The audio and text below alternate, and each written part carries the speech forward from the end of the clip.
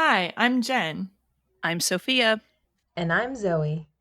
and welcome to Every Rom Com, the podcast where we have fun taking romantic comedies seriously.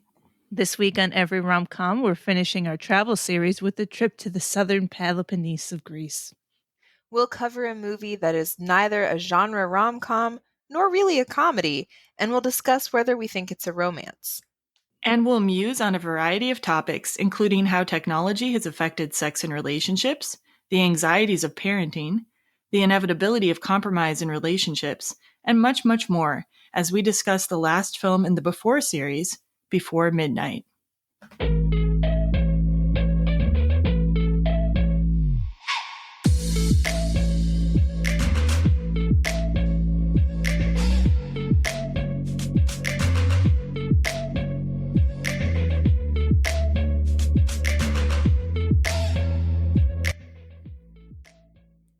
Hello, everybody. Hi. Hi. Oh, welcome back. We've got our third Before series movie and our last in the travel series, which has been very long. We've been traveling for a long time, haven't we, Sophia? We have, and I'm ready to really travel, get in the car and go somewhere, at the very least, if not a flight somewhere. Yeah, so I was wondering, are there any places now that the pandemic has at least temporarily been easing, if there are any places on your travel to-do list or things you want to do later in this year or next year for travel? Well, Japan is still not open, and that's the only place my family wants to go. They just every now and then they'll just sigh and say, "We just want to go back to Japan." Really? Yeah, No. we loved it there. It was a big deal. So would you go back to the same places you'd already been, or do you think you'd try a new place in Japan? I think when we go back, we kind of did a tour, like a grand tour around the country, including an in-country flight. But I think we would go back to Goshogawara, which is in northern Japan. There's a pottery studio that Kurt knows there, and we've been invited to stay in the guest house there for weeks, for several weeks. So that's probably what we would do. Really Yes. cool. Yes, you would. Oh my goodness. Someone invites you to their guest house for an indefinite period of time. Why wouldn't we do? Me, I probably wouldn't. We'd find some lame excuse, like, well, and then we would miss a great opportunity. Well, then don't do it next time. Thank you. You're right. You're right. You're right. As for me, I definitely want to see my brother in Portugal. So he and his wife live there. That's where his wife is from, Luna, who's been on the show, actually. What am I talking about? If you're a regular listener, you've heard Luna before. Anyway, I'd like to go to Portugal and visit them. And then I'd also like to go to Shakespeare and Company bookstore in France, which was in Before Sunset, Yeah. and do the whole writer, worker, and residence deal that they've got. Because I've written, and I would like to write some more, and it would be great to do it in Paris. Yeah. Oh, wow. I want to just go to Lake Geneva and see my family. And then So have you not seen yeah. your family for some time then? I haven't seen my sister. My parents came up here in November. So It's been a while. It's been a Yeah. while. I want to go to Lake Geneva too, so maybe we'll intersect sometime and we'll go swimming. Okay. So, if you want to go swimming, that's what I do when I go to Lake Geneva. Totally. I'm like, we must get to the beach. Why wouldn't we? But for grand, we'll probably, as soon as we can go to Brooklyn, we'll go to Brooklyn.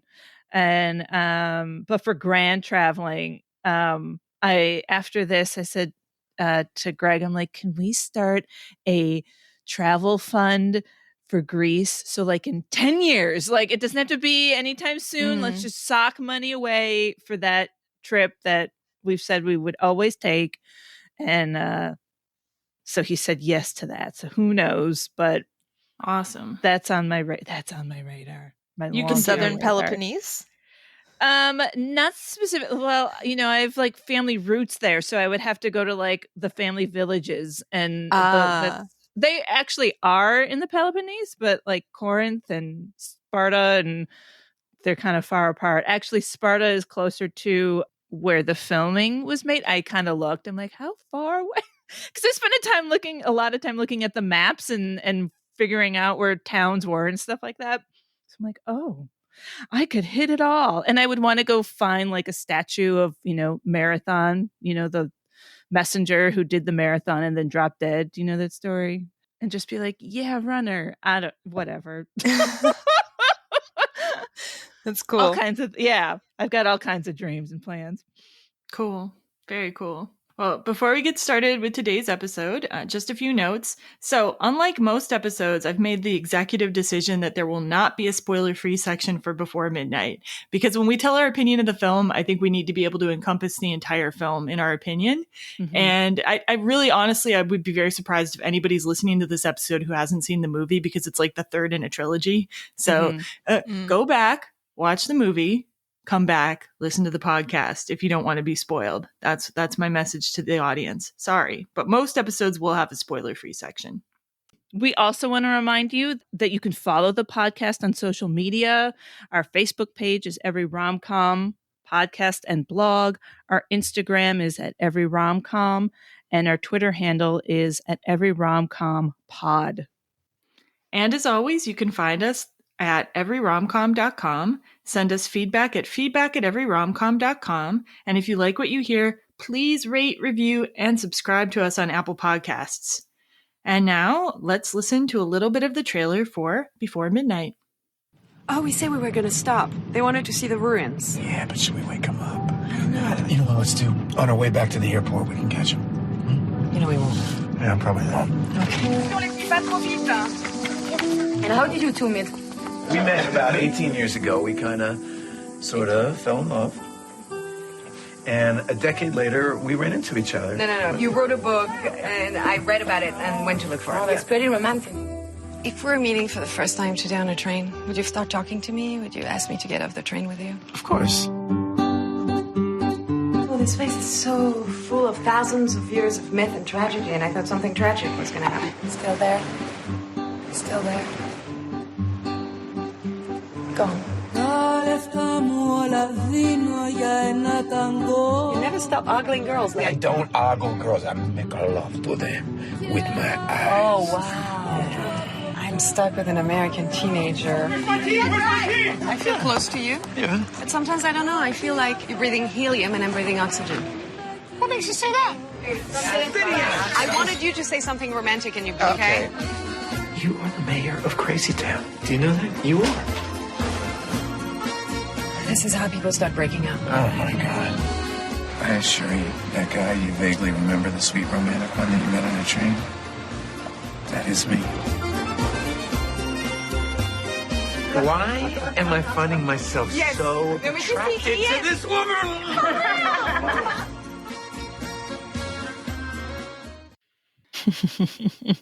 I feel like this was a hard movie to make a trailer for, like harder than the other two. What do you guys think?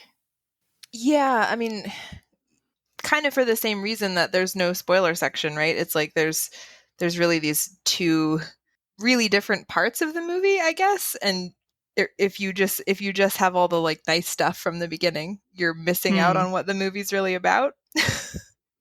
I mean, I think it's about all of it, but yeah, I know what you're saying. Yeah, it's kind of like, I think there is a movie called Scenes from a Marriage, but like an alternate title could be Scenes from a Marriage or Scenes from a Marital Vacation or something. Like it's just like these little glimpses of the life that they're having, and like how do you put that all together? There's no like artificially imposed deadline with before sunset or before sunrise. Like it's just them in the middle of their life, essentially. Yeah, like before we talk about our opinion, we'll do like the basic facts about the movie though. And it was Before Midnight's from 2013, once again directed by Richard Linklater, once again written by Richard Linklater, Julie Delpy, and Ethan Hawke. And the story and characters remain Richard Linklater and Kim Krzan. And once again starring Ethan Hawke and Julie Delpy. But there are a number of other actors that we'll talk about who also appear in the film this time. And some interesting facts. According to Wikipedia, it cost $3 million to make, and it had a worldwide gross of $23.3 million. Also, I was watching some making of and Q&A on the DVD, and this was truly completely independently financed. I don't think it was attached to a studio until later on. So they like raised that money. They independently put that money together for the film. Nice. So yeah. And according to The Guardian, Julie Delby refused to do Before Midnight unless she received equal pay with Ethan Hawke. She had been paid about 1/10 of Hawke's fee for Sunrise and about half as Sunset. What? Yep. Good grief. And they wrote the screenplay together for about 2.5 months. Early in the concept for the film was to have it be about Jesse, Celine, and their kids having a very ordinary day and just going through their normal routines like shopping. Sounds very much like his in the first one when he's like, let's just set up a camera and watch people for 24 hours just doing their thing. There is a film, it's French, and it's like 4.5 hours long of a woman going through her day. It's on Criterion. I keep forgetting to write the name down, but it's kind of an art house staple. And Did you actually watch this film? I've seen, well, not all 4.5 hours, but parts of it. Yeah, and she's just like taking a bath and she's making her dinner, and you're just watching this, and it's wild. And then let's see. It was nominated for Best Adapted Screenplay, and adapted because it's a sequel. And Delpy was nominated for a Golden Globe for her performance. So, general opinions. When did you see it? How has your opinion changed over time, ladies? So crazily enough, recently I saw in my Facebook memories, there was a post about how much I loved Before Sunset and how I was looking forward to seeing Before Midnight. And I must have seen it actually in the theater in Korea. Like, surprisingly, sometimes independent films will make it to Korea. It's often odd which ones do and which ones don't. But yeah, I'm pretty sure I saw it in the theater. I remember at the time being like kind of sad when I saw it. Like, so here's where the spoilers begins. Like, you see Jesse and Celine go from like this really romantic, almost idealized couple in the first one to this like, kind of sexy, like really passionate couple in the second one. And then in this one, they're just like having their life and like they have problems and they have fights and they have these like petty, like, comments they make towards each other. And I was like, oh, like I think sometimes we go to the movies to like see the ideal in love in particular. And then to be thrust back into the real, it's like, oh, wait a second. Like we see like romantic couples and real couples as two different things, but really like this movie shows this series shows the continuity of romantic couple morphs into real couple. And like, can you still find the romanticism in that? And I think in 2013, I wasn't quite ready to do that. And now, like, I look back at it and I'm like, I feel like more positively about this film. And I feel more of the hope in it, or more of the romance amidst the trouble. So I guess that's my general thesis right there. No. Nice. Zoe, I saw it a week ago. And I already, I don't really believe in spoilers, so I already kind of knew what was going to happen. But watching it, like, so I was prepared for the realness of it.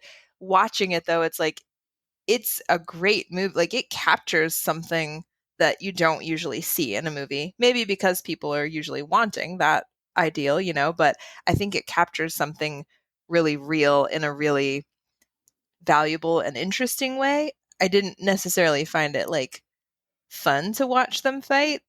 I don't feel like this is a movie that I'm going to be like, hey, let's hang out, watch Before Midnight just for fun, but I thought that it was great, for showing what it shows. Yeah.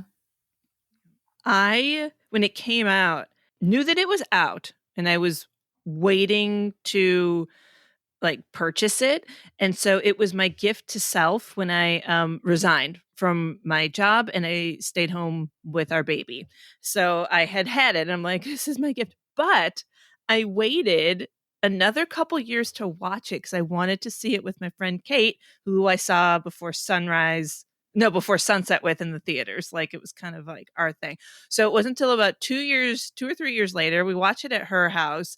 And I I of course it's not my favorite of the three, because I'm like, gee, they are just at each other. This is awful. I was so sad for them, and I was not in that place yet. Like I was all like, yay, we just moved together in our new chapter of our life, and then I don't know, maybe I was just 39, and then when I turned 40, yeah, everything kind of went I don't know. It's now we're in the thick of it. Now we're in the thick of a grade schooler, and my gosh, this pandemic did not help any kind of like life balance in any way of like job and dreams and family and a little romance or any of that. So even I was so reluctant to watch it again, but obviously did it for this thing. But I ignored a lot of it. Like I really was kind of very emotionally distanced because I'm like, I just did this morning. We just had 5 petty arguments about like the garbage and the blah, blah, blah. And like, I don't want to watch other people do. I really was, all I concentrated on was like the waves in the background. I'm like, look at that beautiful scenery. That's so like the ruins. I can't remember which interview I was watching, but I was watching one of the interviews, and Richard Linklater was saying that he's had people say they watched the movie and then they got in a big fight with their spouse after watching the movie. Like maybe they picked on something that was in the movie and said, "Yeah, you do that too," or something. I don't know, but like, you know what I mean? Like it just like it does like trigger people in some ways. I think like some of the issues according to them. Yeah, I don't know. I don't remember it triggering Leigh and I at the time, but like, we're not immune to conflict either, but I don't think we have the same conflicts really, so maybe that didn't trigger us for that reason. I mean, I don't know about this like specific same things that they argue about, but as far as like the, who's sacrificing what to take care of the children, and do we have dreams anymore, and I don't, that kind of thing. So sure. That's real right now. Yeah, I'm glad we have 2 people on the podcast this episode who have children. I do not. So like because like I think that the having of the children is one of the big key elements in some of their conflicts, and like and also just some of their things about life that they're thinking about. So any more about the general opinion, or should we save it for as we go on? Save it for as we go along. Yeah. Okay. So in terms of the cast and crew, if you want to hear information about Richard Linklater, we talk about him in the Before Sunrise episode. If you want to hear information about Julie Delpy and Ethan Hawke, please listen to our Before Sunset episode. And in this episode, we're going to talk about some of the other creators and some of the actors involved, because there are more prominent actors involved in this film. So first of all, I found Sandra Adair, who is an editor of the film, and it seems like she's been Richard Linklater's main editor. So she worked on Dazed and Confused, Before Sunrise, The Newton Boys, Waking Life, Tape, School of Rock, Before Sunset, Bad News Bears, Fast Food Nation, A Scanner Darkly, Me and Orson Welles, Bernie, and Before Midnight, Boyhood, and Everybody Wants Some. Where'd You Go, Bernadette? Actually, I'm not sure. It might be all of them. And that might be all of them, right? I might be all of them. But yeah, she's been with Richard Linklater, the whole career. And she's currently working on Apollo 10.5 with Richard Linklater. And she's also worked on some non-Linklater projects. One of them was Suburbia. And she's herself directed a documentary on a collage artist. It's called The Secret Life of Lance Letcher. It was released in 2017. And she was nominated for an Oscar for her editing work on Boyhood. So I thought it was really worth shouting out, like, this creator that people might not have heard of yet. So we get to see Jesse's son, Hank, in this film, played by Seamus Davy Patrick, a young actor. He played Damien in a 2006 remake of The Omen. He appeared in Moonrise Kingdom as Roosevelt, and still acting, but not in big productions. And then the twins, Jennifer Pryor and Charlotte Pryor, they play Ella and Nina. They have no other acting credits for them either, but yeah, they were cute in the film. Yeah, and Richard Linklater was saying like it was so lucky that they found these 2 actresses that looked so much like Julie Delpy. Like, Mhm. yeah, it really is kind of uncanny. And then I want like your help, Sophia, with pronouncing the next actor. Sure. So I believe this actress is named Xenia. Hang on now. Kalogurapolo. Wow. Or Yeah, you and could say Kalogurapolo without any kind of accenty, but that's her. Who does Thank she you. play, Jen? She plays Natalia, who is so in this movie there are a series of other couples that are Jesse and Celine interact with at this house, and she plays Natalia. Actually, she's not in a couple in the movie. Her husband has passed away, but she's friends with the man who owns the house. And so this actress is a very respected Greek theater and film actress. So she had like a big career, but she had retired from acting in the 1980s. And at that time, she was doing theater with children. And ran her own children's theater, it sounds like. But she's like very well known in Greece. She came out of retirement specifically to do Before Midnight. And since then, she's had a few more small acting credits, and I thought she was fabulous. She gives my favorite speech in the film, which we'll talk about later. Mm-hmm. So Walter Lasalle, if we've said his last name correctly, he plays Patrick, and this guy's very interesting.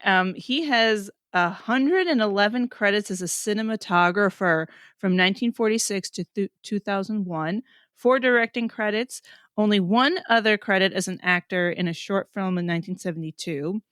He was a cinematographer on Zorba the Greek, Heat and Dust, The Bostonians, and he died in 2017. They talk about him in some of the commentary on the DVD, and that he really hadn't ever acted before. And there's a comment he makes as Patrick when they're at dinner about when he picks up Jesse at the airport. He's like, this guy couldn't be a man of letters dressed like that. Apparently Walter as himself said that to Ethan Hawke as himself. They're like, how can you be a man of letters dressed like that? And they're like, we've got to put that in the film. So I thought that was hilarious that he busted his chops like that. That is pretty funny. Yeah. Yep. And then we've got, I'm going to guess on the pronunciation for this, Ariane Lebed plays Anna, who is a young woman in a relationship with someone in the movie. And she is a Greek-born French actress. So she's born in Greece, but also French. She has directed a short film as well, but she's also an actress. She won the Volpe Cup Best Actress at Venice Film Festival for the 2010 film Attenborough. And Attenborough was also directed by one of the other actors in Before Midnight. So Athena Rachel Sangari, I think I'm pronouncing that right. What do you think? Sounds good to me. Attenborough was actually her first film that she acted in, and she got this prestigious award for it. She's also appeared in Alps and Assassin's Creed, and she's still acting. And then there's a young gentleman, Yannis Papadopoulos. He plays Achilles. He doesn't have many other acting credits other than films listed as Boy Eating the Bird's Food and 9 to 5. And then we come to who I mentioned before, Athena Rachel Sangari. She plays Ariadne, and she's one of the members of this middle-aged couple that's kind of counterpointed with Jesse and Celine in the movie. She has only one other acting role. Funny enough, she played the cousin from Greece in Slacker in 1990, Richard Linklater's, first big indie film. And I would have to watch it again to find her, but she was also a co-producer on the film Before Midnight. She's produced a lot of other films, including Dogtooth. And she has 12 directing credits. She's mainly done documentaries and shorts. She also did the short behind-the-scenes documentary about Before Midnight called After Before, and that's included on the Criterion Collection edition. And her feature films, though, like previously mentioned Attenborough with the other actress, Lebed, and she also did a film called Chevalier, and that film features the next person we're going to talk about, her Before Midnight co-star and movie husband, Panos Koronis. And Sangari has also worked as a writer, cinematographer, sound department editor, so she's just like a pretty multi-talented individual. Love it. And then we, as Jen was saying, Panos Koronis, he plays Stephanos. He only has a few film credits, but is also a theater actor and director of commercials. And he did Chevalier with Athena Rachel Sangari. Okay. And so that's who we have in the cast. I think it's really cool. I think one of my favorite things about this movie, as opposed to the other two, is I like having them interact with the other actors. Like one of my favorite parts, like we talked about in Before Sunrise, was when they hang out with those German theater people for a few minutes. I thought that was great. And so I like watching how are Jesse and Celine when they're with other people. What do you guys think? It's kind of refreshing, to see them hang out with other folks. I don't know does it change things? I don't know. I think so, but tell me how. What do you think? Well, I've got a place where we can talk about that later, actually. Oh, okay. Yeah, okay. I think I'll wait for that scene. Yeah. Okay. So this film opens on an airport, and I think it's great because the other movies in Before Sunrise, you had getting off the train and then having to get back on the train. And in Before Sunset, you had, baby, you're going to miss that plane. It's like there's always some form of transportation kind of looming over them. But this time, right at the beginning, Jesse's at the airport delivering his son Henry / Hank, which he calls him a lot, to the airplane to go back home to his mother. And so Jesse isn't missing a plane this time, but to me, it occurred to me in a different sense, he's still missing the same plane he missed 9 years ago. Like 9 years ago, he didn't get on a plane to be with his son and his then wife. And the consequence of that has been that now he has limited time with his son. He has to send his son back. And so this is a plane he would probably like to get on, but he's kind of torn in two. This one was hard when I first saw it, and it was extra hard this time. I don't know. Yeah, tell me more about that. Oh, just because even in Before Sunset, he talks about like how he doesn't want to miss a single moment with his son. And now, he wants to get home for this recital or whatever. And Hank is like, don't come. It's just so hard. Mom hates you so much. And it's like, oh gosh, killer. And then when Hank, goes through security and that look on Jesse's face. Yeah. It's just, and that plays out through the rest of the film. And just that, that goodbye, that parting after spending time together, it seems like it wrecks him every single time. And not kind of, but absolutely wrecks him. And just I can't imagine, you're having pretty much like two lives like that, your heart going one place, but then he goes back to the car with the other part of his heart who need him and love him and need his presence. And yet his heart is in another place sometimes. And it was so sad. It was so sad. It was really hard not to think of that line from Sunset when he was talking about not wanting to miss a moment of his son's life. Yeah, in the commentary, they said that this scene represents the fallout from the last movie.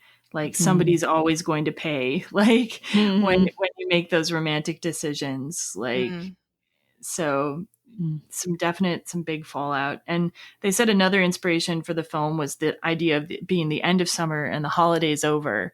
So like they were just on this holiday when everyone was together, and now that part's over. And they also in this movie, they kind of put you in the middle of Jesse and Celine's life, and you kind of just learn little bits and pieces as you go. Like you were saying, Sophia, with the recital, like you kind of find out through that conversation how badly things went with Jesse and his ex-wife. Unsurprisingly. Yeah. I mean, I can't really imagine a worse like divorce than like, yes, I've just left you for this like French goddess that I wrote about in my book. And, like, and by the way, I'm going to be living in another country. And oh, by the way, now we're pregnant with twins. Right. So just a small notes about the scene. So Hawk is wearing a Neptune Records shirt in that scene. And apparently it was chosen for an allusion to Greek mythology. There's little allusions here and there since the movie's set in Greece. Anything I really like that t-shirt too. I noticed them like, hey, great shirt. Yeah. Anything else anybody wants to say about this scene? No. Oh, wait, I did want to add one more thing. Like the thing that was truly crushing, I thought, was like, and they mentioned this in the commentary too, is when he leaves his son and his son goes through security, his son does not look back at him. And, you know, it kind of gives you that impression of a kid who's already moving on into independence and into adulthood a little more, instead of like a little kid who would look back at you and be like for reassurance or whatever. Yeah. So then Jesse leaves the airport and we see Celine waiting with a car. She's on the phone, and then you see their sleeping twins in the back seat, and that tells you the story of the last 9 years pretty quickly. Catch up what's going on with them.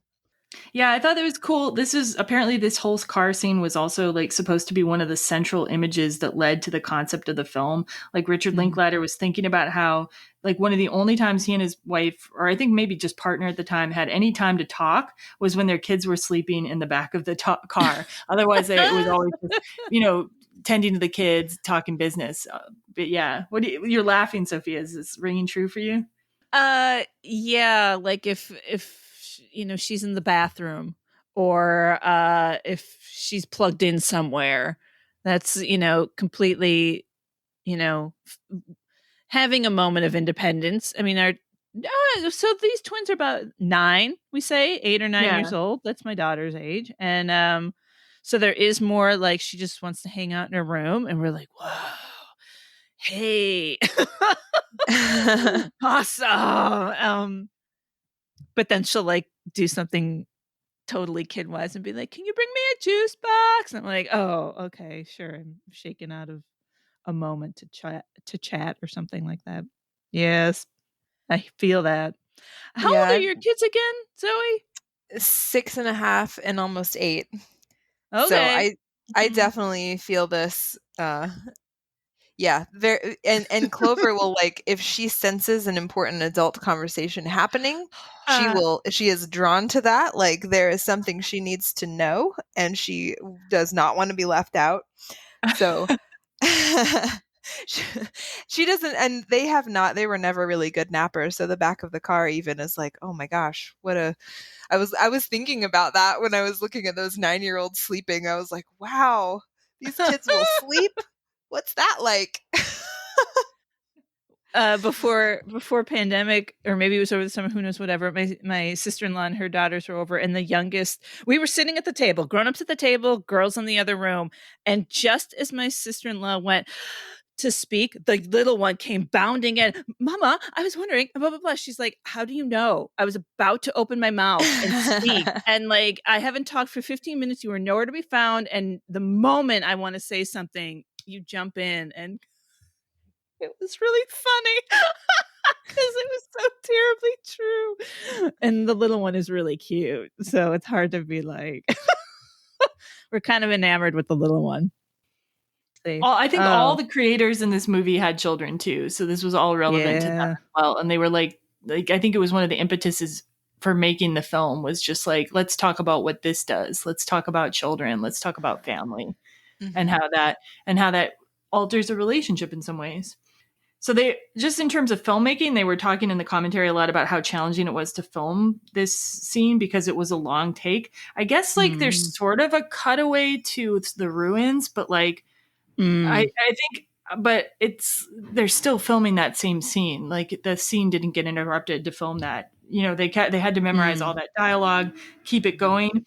And then they were saying that there was the extra challenge, which I didn't even think about, is the kids in the back seat were acting like they were asleep. And they were kind of afraid like that the kids would then really fall asleep and miss their cue, you know, to jump back into the car. But they did not. They did not. They got it. I don't think it took that long to get the scene, but it was like while they were doing it, they were like, don't fuck up in their minds. Like I can imagine that. And then let's see, what's the actual, in terms of the actual content of the scene, Celine's trying to decide whether to take this new job, like her job with like a environmental foundation is frustrating. Like they didn't get some wind turbines approved, and now she's being offered a government job, which before she didn't want to work for the government, but now she's like, yeah, maybe. And but it's like both of them have downsides. There's a quote, if I leave, I get fucked. If I stay, I get fucked. And Jesse says there's always a catch. To me, it seems like it's a metaphor for every choice, including the choice to be in their relationship. I feel like that line is there for a reason. You know what I mean? That's one of the big themes of the movie. It's not just the fallout with Hank. It's not just the divorce fallout. It's like at that stage of life, right? Like all the choices you've made to that point are starting to have payoffs and consequences, and it's like this is the path you've gone down, and this is the life you've built. And I feel like when you're, I don't know, 40 or approaching 40, you can still change direction in some ways, but like there's a lot of ways that you're like locked into certain choices, Sure. for better or for worse, Mhm. that like the path of your life is set in certain ways. Or Yeah. at least it's a lot harder to alter it, and especially when you've had Sure. children and yeah. We talk about this in terms of like going to school for a daughter. She's like, I like everything except this one part.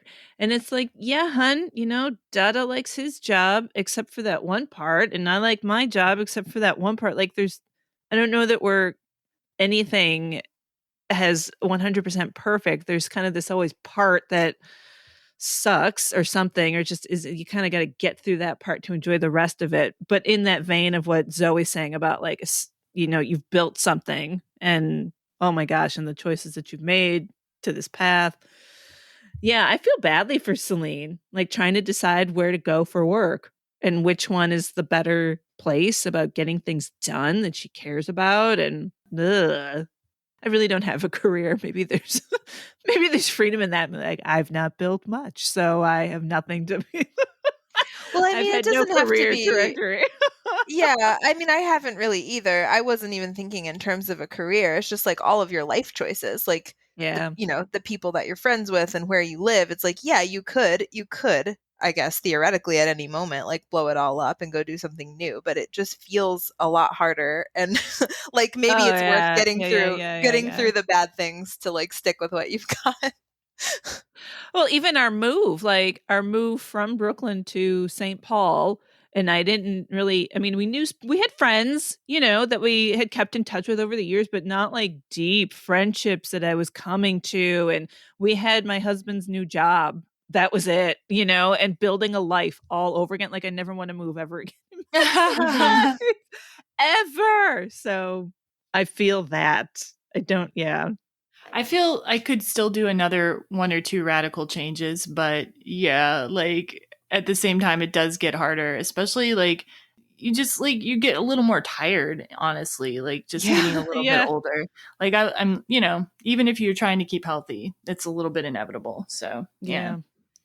Like So I don't want go to ahead. look too far into the future and decide like I'm just, stuck on the same trajectory. I don't feel like it that way. Like my kids are going to grow and change, and like when they become adults, I'm not going to be, that old, and my husband is a lot older than me, and like so who knows what will happen. If we were the same age, it would be one thing, but it's like even best case scenario, I'm going to have another phase to my life, and I don't want to decide what it is, but it's like it's out there, you know. I don't think about it that often. I'm very happy with how things are now. So that's but it's still kind of like it's looming, Yeah. in a way.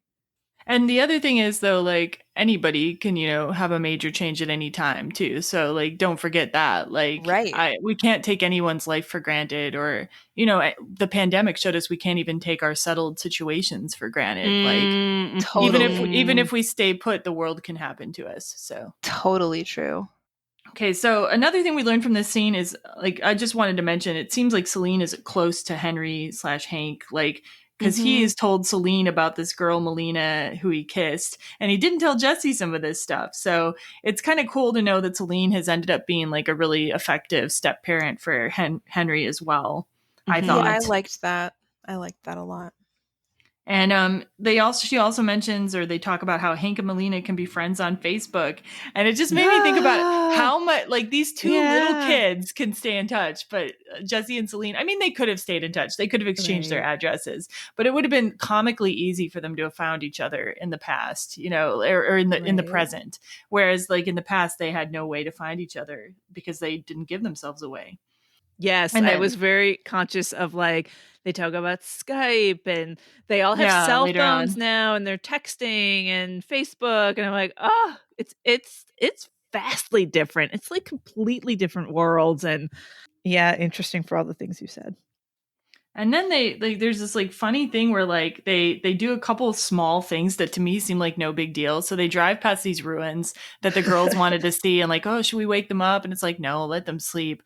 And then Celine's like, oh, but we're gonna hurt them in some way if we don't let them see these ruins. Like, and then like one of them's holding an apple that's like, you know, going bad, and Jesse decides he's gonna eat the apple. And then Celine's like, you're gonna turn him into an anorexic because like you ate their apple while they were sleeping. And to me that seemed like a little bit much, but like it sort of brings up like the anxiety about parenthood, like we're shitty parents. Like, do you have any things in your life where you've just like thought you were shitty parents for like small decisions like that? Or like, do you think about the impacts of these small decisions? All the time, 24/7, every minute of the day. Yep. I don't know. What about you, Zoe? You seem like to me, you homeschool. So I'm like, oh, you're cool. Like you just must have a level of patience and like communalness with your children and your family that to me that I'm in awe of. And I'm like, how do you do that? That's just my do total think that's fabrication. true.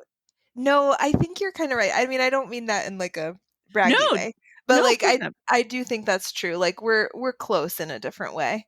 Mhm. I 100% have like stolen their food, and I don't feel bad about it at all because there's more. Like, you know, there's more food. Right. I'll buy you another apple. It's, you know what I mean? Like I want Right. them to not have that kind of thing be a big deal. I would just tell them, "Hey, your apple was going bad, or like I was hungry, I'll get you another one. No big deal."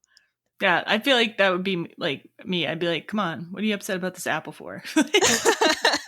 Well, I might not do that. That might not work. No. I do too. It's like you weren't eating it; it was over. But it for a kid, sometimes it's like that was mine, and it might not have anything to do with the apple, but it was like theirs and this identity, and it becomes a greater thing. And I'm like, do I want to cause up a ruckus? It's like maybe I'll just leave the rotting apple. I mean, you got to know your kids too. I mean, right. One of my kids might have more of a problem with it than the other, and it depends on whose apple it was and how the day was going. So that makes sense. Right. There's like 100 things, and it's just a damn apple. And yeah, we can always get another one. So.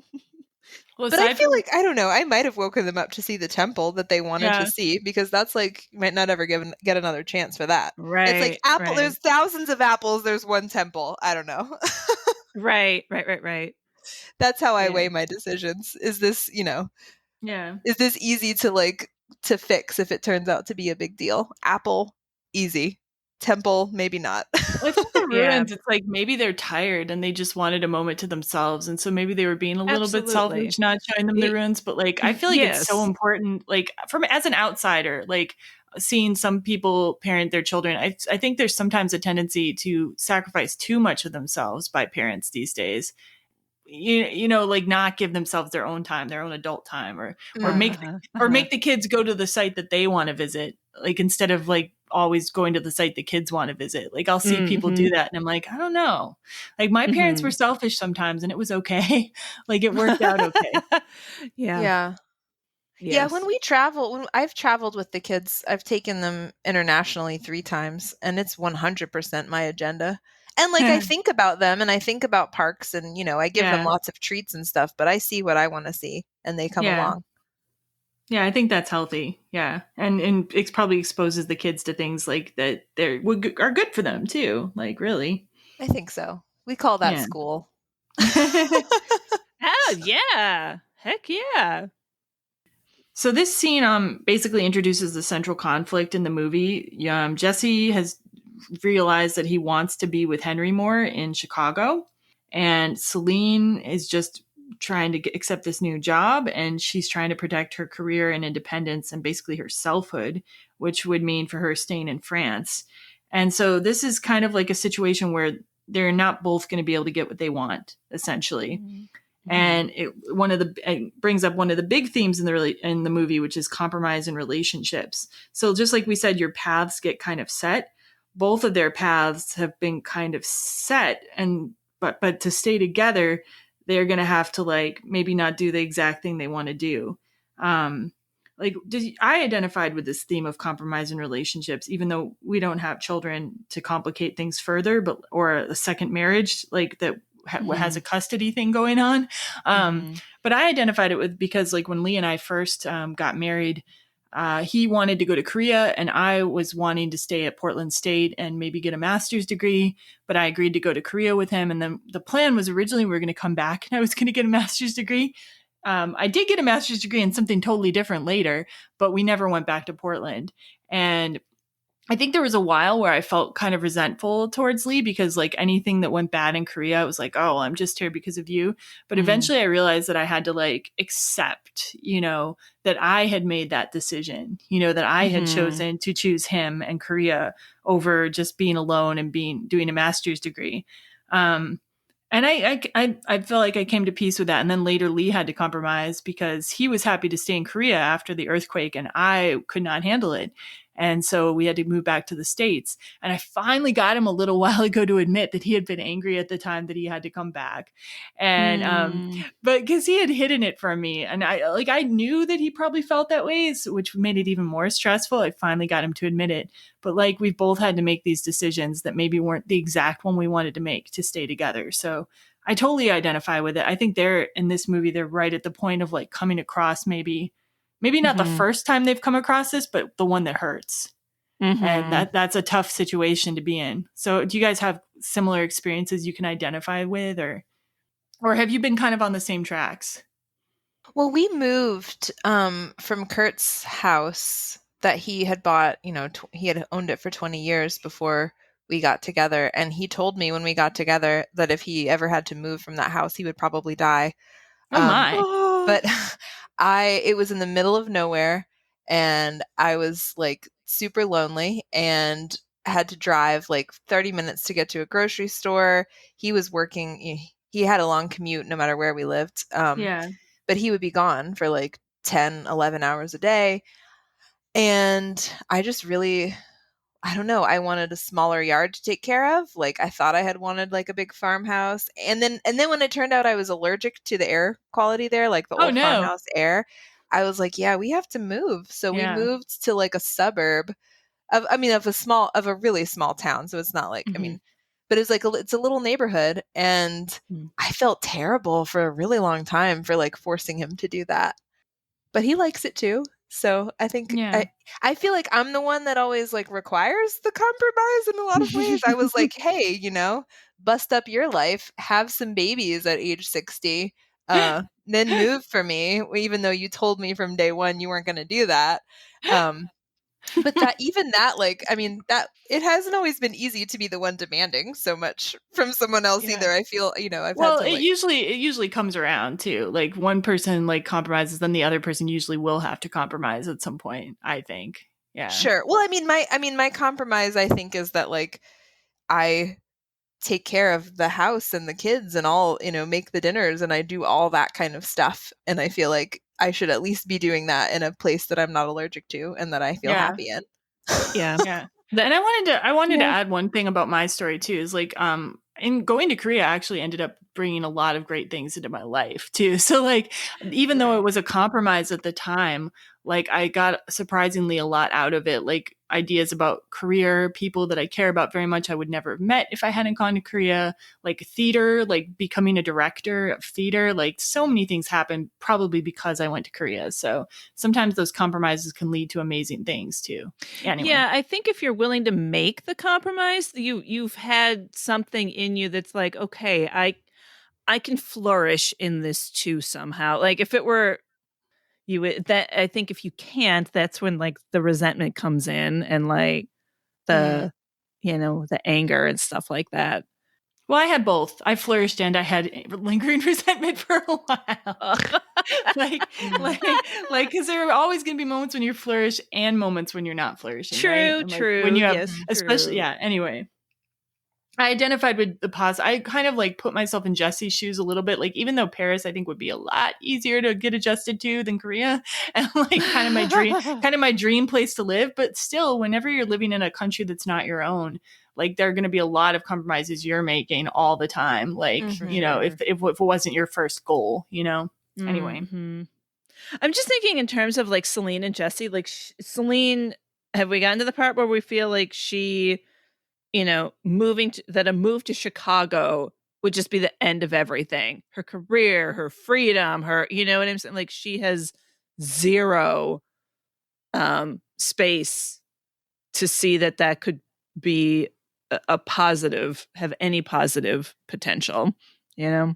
I feel like with somebody whose English as good as hers, she could probably find something to do, but she probably wouldn't be as high a level as she could be in France. You know what I mean? Like with the connections she has. So like, I definitely think it would be it probably would have a lot of impact on her to have to move to America. But they didn't, I mean, in this scene, like they didn't even really talk about it. It's just like, I guess that's the next thing on the list. Yeah. Oh, we'll talk about the central conflict of the how scene. they talk about things is very interesting. Yeah, before we talk about like how they talk about the situation though, just want to bring up some other things that some side conflicts come to light as well. Like Celine talks about Jesse always ogling girls and says that she's stuck with an American teenager. Like, and that made me think about Before Sunset, she's complaining about how French guys aren't horny enough, and it's like, well, you got the horny guy you wanted. Like that comes with pluses and minuses also. And she calls him Captain Cleanup jokingly because like she's insinuating that he doesn't clean things very well, which, you know, a lot of guys, a lot of women too. I'm kind of messy. So, but if you're the partner that doesn't clean up, that you probably earned your name. And then they talk about Jesse's upset because Celine says that he wasn't her first love. This is the only part of the entire movie that felt unbelievable to me because I feel like this is something they would have talked about already. Like, you know, like, like they would have already hashed this situation out. Like, oh, you were my first love. Me too. Or, oh, you actually weren't my first love. Oh, that's okay. But now they're talking about it now and Jesse's all upset. I'm like, what? Like, how has this not been covered? But maybe it's because they had the twins too fast. I don't know. Did anyone else think that was unbelievable, or is it just me? No, I think I'm with you on that. So let's talk about how they talk about the situation between Henry and Celine's job. I'm going to play a clip and then like we can do some commentary about that, including like I have so much to say about their communication style, but we will do a really quick clip of that. I guess I just thought somehow he'd end up living with us somewhere along the way. You know, now time's going by so fast. And here we are. It's high school, you know. There's girls. You know, next thing you know, it's college applications. Yeah, you're right. Maybe it's time. I mean, I really think it's time. Just tell his mom all this and ask if he can come and live with us. He'd love it. You can put him in that... That's never going to happen, all right? She's never going to give me one thing that she's not legally obligated to. Do you want to call that lawyer again? No, I don't like that guy. It's terrible. Should I call his mother? No. Please, never again. I mean, look, he doesn't even know how to throw a baseball. Who cares? He leads with his elbow. You know, he throws like a girl. It's not your fault. No, it is my fault. A father is supposed to teach you that. Okay, he just doesn't like baseball. Look, it's an example, okay? It's a metaphor for everything. He's turning 14, and he needs to date his father. Jesse, I'm not moving to Chicago. What did I ask you to? Where'd that come from, huh? I'm just thinking out loud. I mean, this is the one thing I promised myself I would never do, and I look up and I'm doing it. Well, you know? Listen, you're a wonderful father. He loves the relationship you have. He loves the letters you send him. He doesn't even read the letters. No, of course he reads them. He just doesn't compliment the writing the way you want. I just know that if I miss these years, they are never coming back. Oh my God. What? This is where it ends. What are you talking about? This is how people start breaking up. Oh my God. Boy, you just jumped off a cliff. No, I'm marking this. This is the day you light the ticking bomb that will destroy our lives. Yeah. Okay. What? Well, first off, you don't light a ticking bomb. Okay, you set it. It has a timer. Whatever, that's why it ticks. Whatever. Okay, it has a timer. Well, you know what? It's ticking right now. And this is how it happens.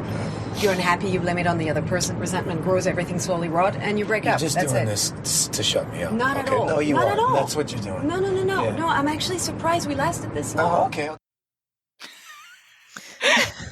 Terrible. I want to give those. Okay, I don't want to dominate the conversation, but like when the whole time I'm watching this, I just want to give them two tools. Like I wanted to give them the book Nonviolent Communication by Marshall Rosenberg. And I wanted to give Celine especially, but probably both of them, cognitive behavioral therapy tips. Because, okay, so first of all, nonviolent communication, it's based on like when you're having conversations, like a lot of times what people want is they don't want you to solve something. They don't want you to like tell them what you think about the situation. They just want you to reflect their feelings back to them. You know, so like when Jesse's like, he can't even throw a baseball, like instead of being like, who cares? Celine says, who cares? Well, obviously Jesse cares, right? So like you would say something like, do you feel sad because you really want to share that experience with him or something? You would try to find out what the feeling underlying that is. Or do you feel scared that he's missing out on something? You'd find what Jesse's feeling is. And then he'd probably say, yeah, I feel really scared. And then he'd tell some more. And then you continue just kind of like identifying what the person is feeling and like listening to them. And a lot of times, like just letting that person vent their feelings solves a lot of the problem, like right there. Like there's other times when people do want a solution, right? Like, but he doesn't seem to be in that mode because she's trying to throw out solutions. Well, we'll call the lawyers. Like, no, it'll never work. We'll do this. No, like it's, to me, it felt like he just wanted to like have his feelings heard and listened to. And then at the same time, when she's like, this is how people break up, to me, that's like her. She's afraid. She's so fucking afraid. She's insecure. She thinks he's going to leave her. Right.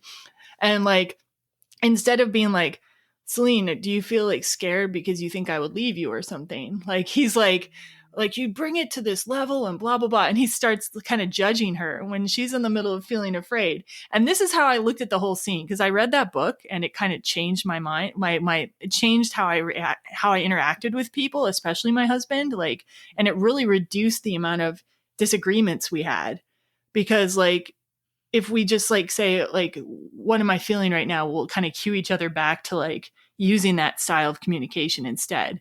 And it just ends so many arguments before they begin. Right. So like on the one hand, I wanted them to do that. And then on the other hand, I did think Celine was catastrophizing a little bit, and like possibly Jesse, like that's a distorted thinking in terms of cognitive behavioral therapy. Like, because Jesse's saying that he misses his son, that means we're going to break up. You know what I mean? She's like making this one conversation into the end of everything. And like, I do that all the time. I have a lot of distorted thinking. It's one of the roots of my depression and anxiety. And like, when I started working with a cognitive behavioral therapist, it really helped me. And the more I practiced, like interrupting my distorted thoughts, like the better I feel. So like, I just like, I wanted to be their therapist so badly. I was like, oh my God, these are two people who love each other. They care about each other. They have this life together, but their communication is just at cross purposes. And this is the first inkling of that. And then we see it later in the movie. Okay. That's my whole speech. Say anything else? I'm sorry if I covered everything or if no, like, what else? What do you guys think about this whole interaction here? The same. Like, all I hear is, I've totally, this time especially, was hearing Jesse more just being like, just venting these feelings. Because she says it later on in the big fight, you do this every time he leaves. Well, if he does it every time he leaves, then stop freaking out. Like, he's not, you aren't going to move to Chicago. Do you know what I mean? Like, I can see where there was a part of me that wanted her to just kind of, do that, sit there and listen. But, you know, she's also going through her own, like, what am I doing next? And so when you're freaked out in your own brain, listening to somebody else's stuff, like, that's why they're totally not hearing each other. And that's really hard when you're going through something and your partner's going through something, and like, you need and want the other person to support and listen at the same time. That's hard. That's when you do fight, and that's when it is hard. And but do you think that he really is just like venting and talking through stuff, or do you think that he has this idea like, let's move to Chicago, and he's just not being clear about it? Well, that's interesting, because in the commentary, like Jesse, like Ethan Hawke said, he was playing it as if like he really was trying to get her to move to Chicago. But even so, if she was using nonviolent communication and he was doing it regularly, I still think they would have an easier time. At least they would have clarity about what they're actually saying, you know, instead of playing these mind games with each other, which it feels like that's what they're doing. And the thing that irritated me, it would irritate me so much if I was Celine, was when he was like, that's not how a bomb works or something, you know, like the ticking bomb. Oh God, yeah. Oh my God, gaslighting. That would piss me off so much. like this whole like what is the word? Shit. kind of gaslighting, kind of like No, I'm thinking of the word when like it's like when you're the word about words when you're like semantics. Semantics, yes. It's just like semantics. Yeah. Like what the fuck? Like don't be doing that in the middle of an emotional thing. Like, I definitely do that. no, I do. I can't help it. Like I don't mind it if it's like when you're not having an emotional crisis, but if you're like also like really emotional, that would just drive me insane. I would just Yeah, like, no. I'm not proud of it. I do that in fights. That one wouldn't have gotten me, but other ones would have. Like he does one later. I forget what it is. Maybe we'll come to it. But a toaster and an oven. Like she's saying she wanted to stick her head in the toaster, and but she really was meaning an oven. Yeah, I remember both of them because I was like, no, don't do that. Put her head in the toaster. I would have to be like pretty mad. I must say. It's not a casual like I'm going to be that terrible in a casual argument. I would have to be like pretty riled up. Okay. Zoe's a Jesse. We found out. I am totally a Jesse. I feel like I could handle arguing with him in this movie. Celine drives me insane. I could not stand to have these conversations with her. I would much rather somebody like joke and try to diffuse the tension than to like go to the places she goes. I see myself in both of them, and I also see like things that infuriate me about both of them. Yeah, so I'm kind of a little both. I mean, I'm not saying that I don't infuriate myself also. I mean, I don't like to fight, but I'll claim my Jessiness. Anything else about this scene? The warm-up argument? No. Okay. So Sophia, you're going to tell us all about the major location of the film, which is the house that we see Jesse and Celine staying at. So I'm giving the floor over to you. Okay, I hope I do it justice. So the Leigh Fermor house is beautiful. This is where they have their writer's retreat. This home was built in Cardamili, Mani, where he lived for most of his life. In 1996, he and his wife, Joan, donated the house to the Benaki Museum because they wanted the house to remain open to the public and host researchers. It does host residences and educational activities, partnering with universities, and it also schedules visits and public events. A little bit about Patrick Leigh Fermor. He was born in London, February 11th, 1915, and he, came from old money, but he really wasn't the greatest student, and he got kicked out of places. And so I feel like he was a self-educated writer and adventurer. And as a young man, like 18 or something, he decided to travel from the Hook of Holland to Constantinople, today Istanbul, on foot. And he did it. And he slept in barns and in villagers' homes. And he was really touched by the hospitality that was extended to him. And he rode a time of gifts on foot to Constantinople from the Hook of Holland to the middle of Danube in 1934. And so this became the first of many travel by foot books that he wrote about. In relation to this film, Mani travels to the Southern Peloponnese, and the companion book, Romali, travels in northern Greece. So this man, this Patrick, was really quite an amazing character. I quoted from an article that we can also put in the show notes. He captures the sights, smells, and sounds of a Europe the Nazis were casting to oblivion.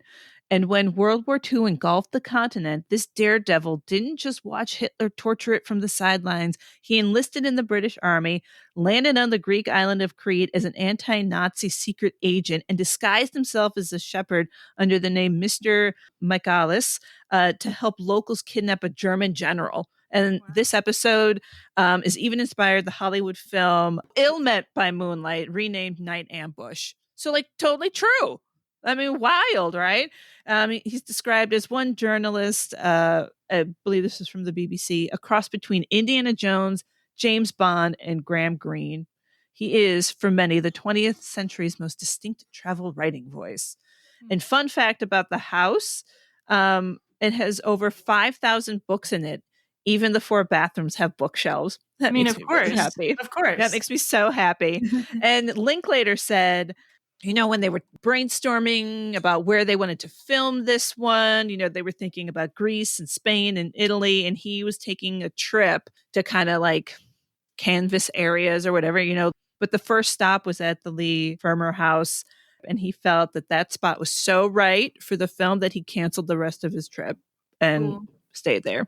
And the author's actual housekeeper is in the filming during the dinner scene.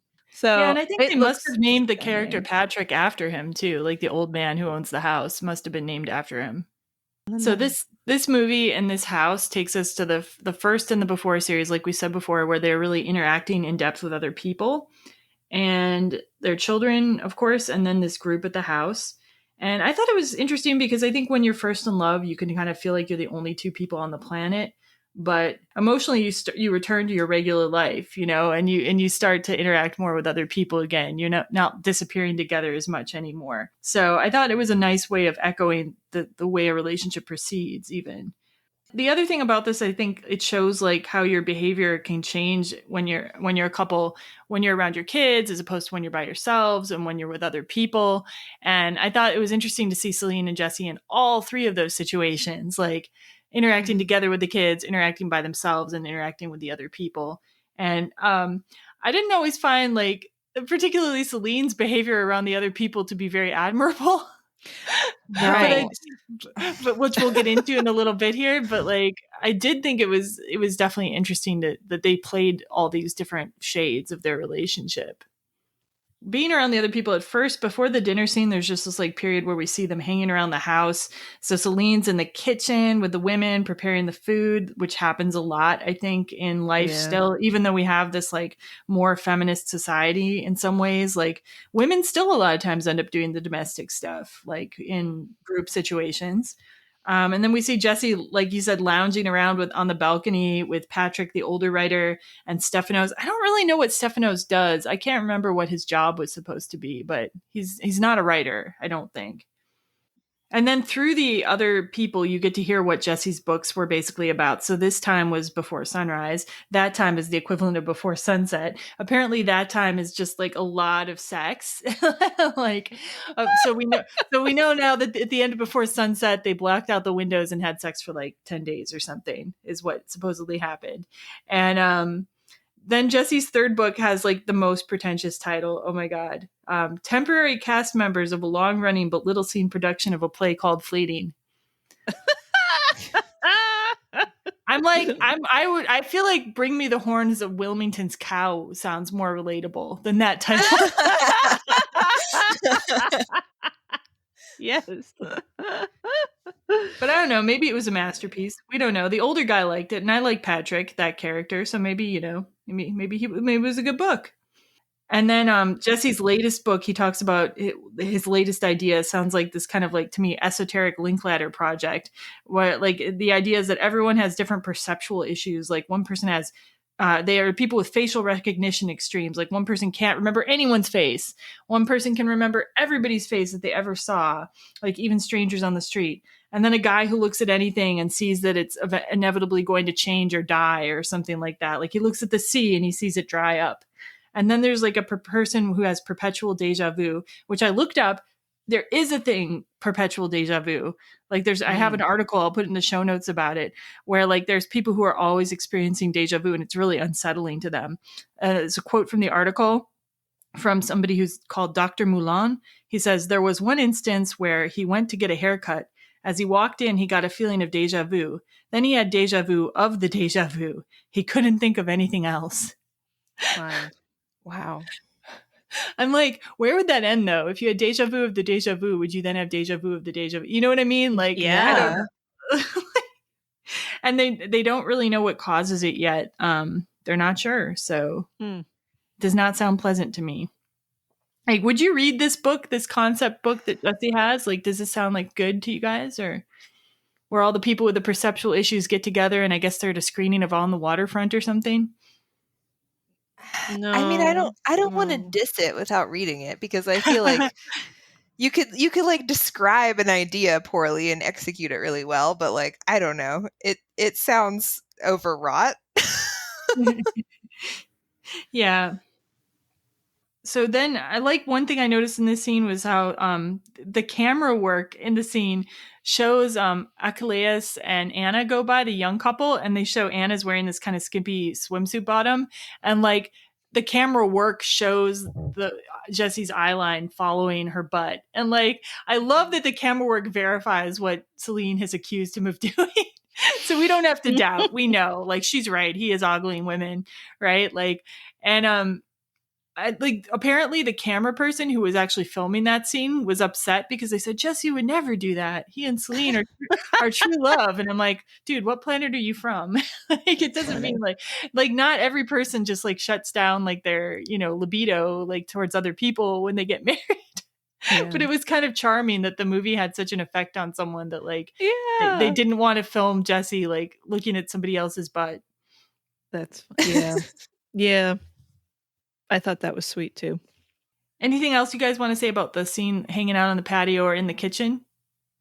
I don't know. I think I would just go out on the patio if I were Celine and I wanted to be out there. Yeah. Just be like, you guys sometimes can make you the just salad. gotta, right, especially if she's getting bossed around about how to like fill the tomatoes, just like freaking go outside, That's what I would do. Yeah. Yeah, definitely there's a sense in which you can perpetuate keeping yourself in these roles, like by trying to play nice with people. And like sometimes you just have to be like, other women, you're okay with doing this? I'm going to go away for a while. Yeah, totally. All right. So the dinner party scene for me was probably my favorite part of the movie. And it's the part of the movie that involves all the older actors. We don't see the kids. The kids aren't at dinner. And the movie sets up like, and deliberately, I guess they did this. They set up two older people who are not necessarily a couple. I don't think they're supposed to be. Patrick, who owns the house, his friend Natalia, who her late husband was a great friend of his, like a brother. So there's the older people. There's a Stephanos and Ariadne, who are like the same age, middle-aged couple, but like very different kind of approaches to things. And then there's Anna and Achilles, who are like the young couple, who are like the Jesse and Celine of today. And so these people are all set up at this dinner table having conversation with each other. Patrick one of the things he opens up with is a toast and says Jesse's the first writer to visit with a partner who's more interesting than himself, like about Celine. And to me, I think that speaks really well of Jesse. Like whatever his flaws may be, like a guy who will take on a woman who's like very impressive and like talented and intelligent, like that always speaks well of a guy to me.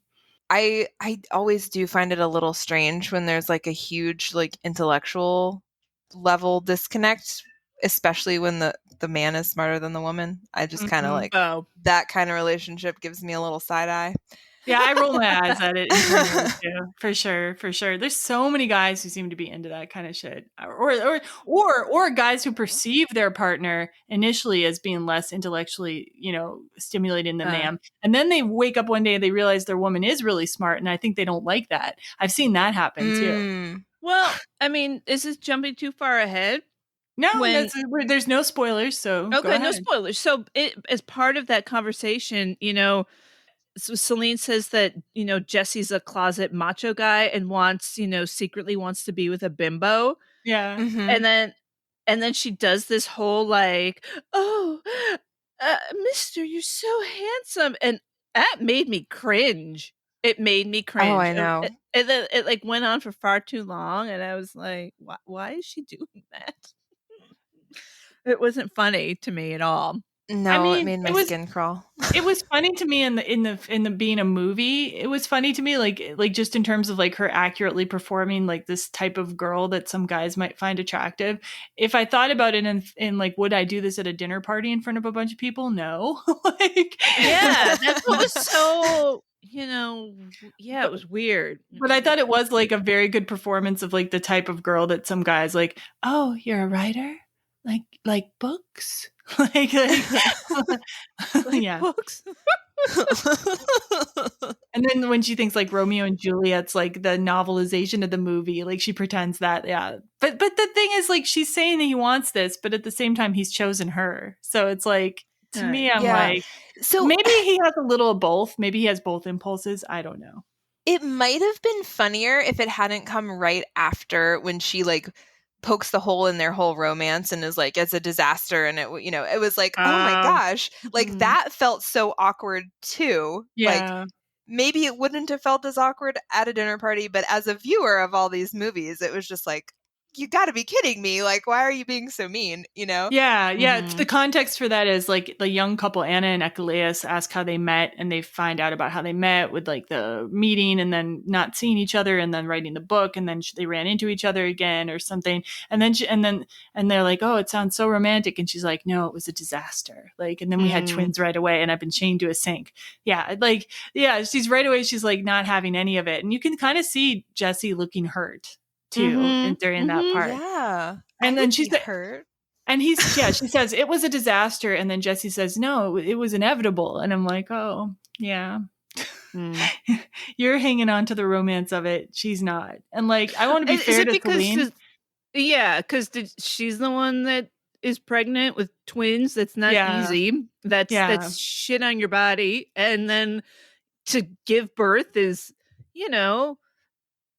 And then to have him but really hard. And then and to have him be on book tours, etc. Yeah. Like, I don't know, like 9 years later, 8 years later or whatever, like at that point, in my opinion, you can turn, like, it's so far in the past, especially with little kids and how quickly they change. You can kind of change those stories in your mind. And like, there are certainly like some super hard times about early days with babies and all that. But like, if you're still hanging on to that 8 years later, I kind of think that's a problem in you. Like, does that sound strange? I don't know. I feel like it doesn't sound strange. Yeah.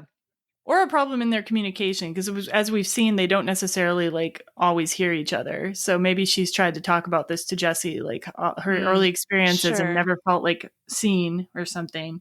So I don't know. Yeah. It's hard. But I think there's an element of like the story of their romance. Like, you can tell that story. Maybe it's not 100% true, and maybe there were elements of it that were harder than the nice picture shows. But like, at a certain point, you're like choosing what story to tell and what story to live, right? And they're definitely telling different stories. Yeah, so they're bringing out their baggage at dinner, but awkward. The whole dinner isn't just about their baggage. So like, there's a number of other conversations that take place. Like, for example, Anna and Echelaus, the young couple, talk about how they met, and they met at kind of the end of a holiday, and then they had to part, but they kept in touch over Skype, and they like go to bed with the laptops looking at them, like while they're going to bed, fall asleep with the lap. That doesn't sound appealing to me. But then he talks about how they'll wake up in the morning and see her sleeping in a funny position. Like the romance of that doesn't really appeal to me, but like, it doesn't sound romantic to me, but at the same time, it like allows them to have a relationship. So that was an interesting thing. And then they talk about things like, I don't know how they got on to talking about virtual sex, but they start talking then about how the future might be just virtual sex, and like you program in your preferences and like have whatever experience you want. And like, I think that probably is in the future. I don't know whether it'll catch on or not, though. I'm not sure. What do you guys think about this discussion of technology in the film? Like, anything stand out to you? Yes, it's interesting because last time I was talking about, like when we did Before Sunset, I was talking about how it was important to me at a certain point in my life to like meet people in person and to have like make real life friendships and real life relationships, as opposed to like ones that generated online. But I've also almost always like fallen in love with people via like texting, or messaging, even if I met them in person. Kurt and I used to Skype like quite a bit. We lived apart for a long time at the beginning of our relationship. So I like those tools, even if I really like need and recognize that I need the like chemistry of real life before I can like step into that part of it. I enjoy having technology tools. And like talking about not having time to like have a real conversation, Kurt and I will definitely text important things, Yeah. And I'm glad to have that if we need to talk about something without a kid listening in. Yeah. I didn't think about that aspect of it, but yeah, definitely. before we had our daughter, we would sit at the kitchen table, both with our laptop up, and just like email each other or text each other right across from each other. It was to be silly and kind of cute, that here we are, our faces in a screen, doing our own work or whatever, like working together, but doing our thing, but then sending a little note. Yeah. That was fun. That was cute. Oh, those days.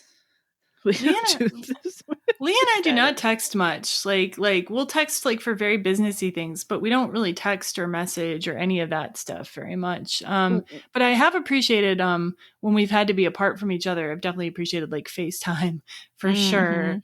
And we met online. We met on LiveJournal, but like I'm so analog. Like there when I text with people or message with people, it can definitely feel romantic, but it's like I always just want to be with the person. Like I'm always just like, when can we get together? Like if it's a possibility, I'm like, when can you visit? Like I'll go there. Like, you know what I mean? I don't know. Yeah. I'm just I mean, a real letter is something else to me. Like a real letter is like romantic to me because it takes so much effort, right? And like, the impression of the person's hand like has gone onto that paper. I guess the impression of the person's hand typed the thing too, but I don't know. I'm old school, I guess. And I'm like Patrick. There's this like old guy Patrick. I related to him so much in that scene because there's somebody like, what's going to happen when somebody can write a book or a computer can write a book as good as War and Peace or something? And he said it'll never happen. And I actually happen to agree with Patrick because I researched a little bit about this for like we were doing something in our master's course about whether computers could take over as English teachers, really, or like translation could take over language learning entirely. And like as best as I could tell, researching that, people who had backgrounds in both linguists and computer science said that it actually can't be done. Like that there are limits to what computers can replicate. Like language is so complex, so ever changing, with so many shades of meaning that you wouldn't really be able to have complete translation. Partial, sure, but not complete. You lose something. And when you start losing something, it can go off track very quickly after that. And then a book, forget about it. Like you can write, like, have you seen those things that are written by algorithms, like titles for things or like scenes or poems or whatever? Yeah. They're always just a little off kilter. They're interesting. They are, yeah. They're interesting, but they're not human. You can tell that they're not human. And I just don't think they're going to get to that place. What do you guys think about this virtual sex thing that they bring up too, though? I it's not even a thought in my head where I'm like, okay, whatever. I don't know what. Do you think it would like take, like Celine's like, I might like that. And I'm like, yeah, no, like, I don't know. Like, I feel like there's definitely like some sort of dark appeal in it in a sense. Like you could have whatever you wanted, the thing of your dreams. But like, I can already have that in my brain though. You know what I mean? Like, why do I need I don't understand what. Well, like, why do we see movies then, though? Because, like, movies in some sense, like, fulfill, like fantasies that are made more real in the movie. Some movies, not all movies. But I don't think of all the plots of all the movies. But it's like if I'm programming in exactly what I want, I don't. It's the holodeck, like on Star Trek, and how many of those characters fell in love on the holodeck? I didn't watch it, so I don't know. But like, no, I don't know either. Elaborate on the Star Trek. Star Trek, Next Generation. Okay. Get over it and tell us about it. Star Trek Next Generation. There's this thing called the holodeck, and you make up, you program basically worlds, and they kind of go on and on. You go into this space that just goes on and on forever. And Riker fell in love. Geordi fell in love. I don't know. Somebody else. But with people who aren't really there. Right, but they're practically real, but they're not, and they can't exist outside the holodeck. Worf would program in some like, Klingon, fighting training thing that only he could get on the holodeck because he lives on a ship and he's not on Klingon. You know what I mean? So it can be whatever you want it to be, and so that was my only comparison. That it's like the holodeck. No. Yeah, see, and that. I can't believe I'm the only Star Trekkie on the show right now. We need to get Serena back. Yeah, she. Okay. But I mean, you don't. I guess on the holodeck, you don't feel like you're with something that's like fake, right? That's the whole point. It's supposed But that would to be the point of the virtual real. sex too, though. That would be the point of this virtual sex idea. So yeah, I get, yeah, Yeah. I guess. yeah. I But don't know. so I like think, I don't like it's limited by your own imagination, which like I don't struggle with my own imagination in, you know what I mean? Like, but then you don't get any of the surprises of being with another person, like the real life surprises and like. oh yeah, no, I'm not saying I know. want this. I'm just saying, like, do you guys think it's a credible thing necessarily too? Like the people. Oh, I really don't know. Like sure. Like I think that it's possible, and I think people might like it. I just am not one of them. Yeah. Same. And I think like part of like, I think people in some ways like being somewhat thwarted in their desires too. Like when you can always get everything exactly the way you want it all the time, like I think it takes a little bit of the tension out of it. Things maybe. I don't know. No, yeah, I think that's what I was trying to get at with like the unexpectedness of being with a real person. Like, you know. Yeah. Yeah.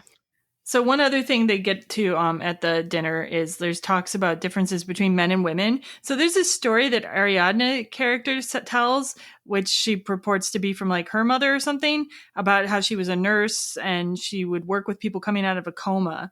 And all the women would ask about like all the people in their lives that they cared about. Were they okay? Like, is everyone fine?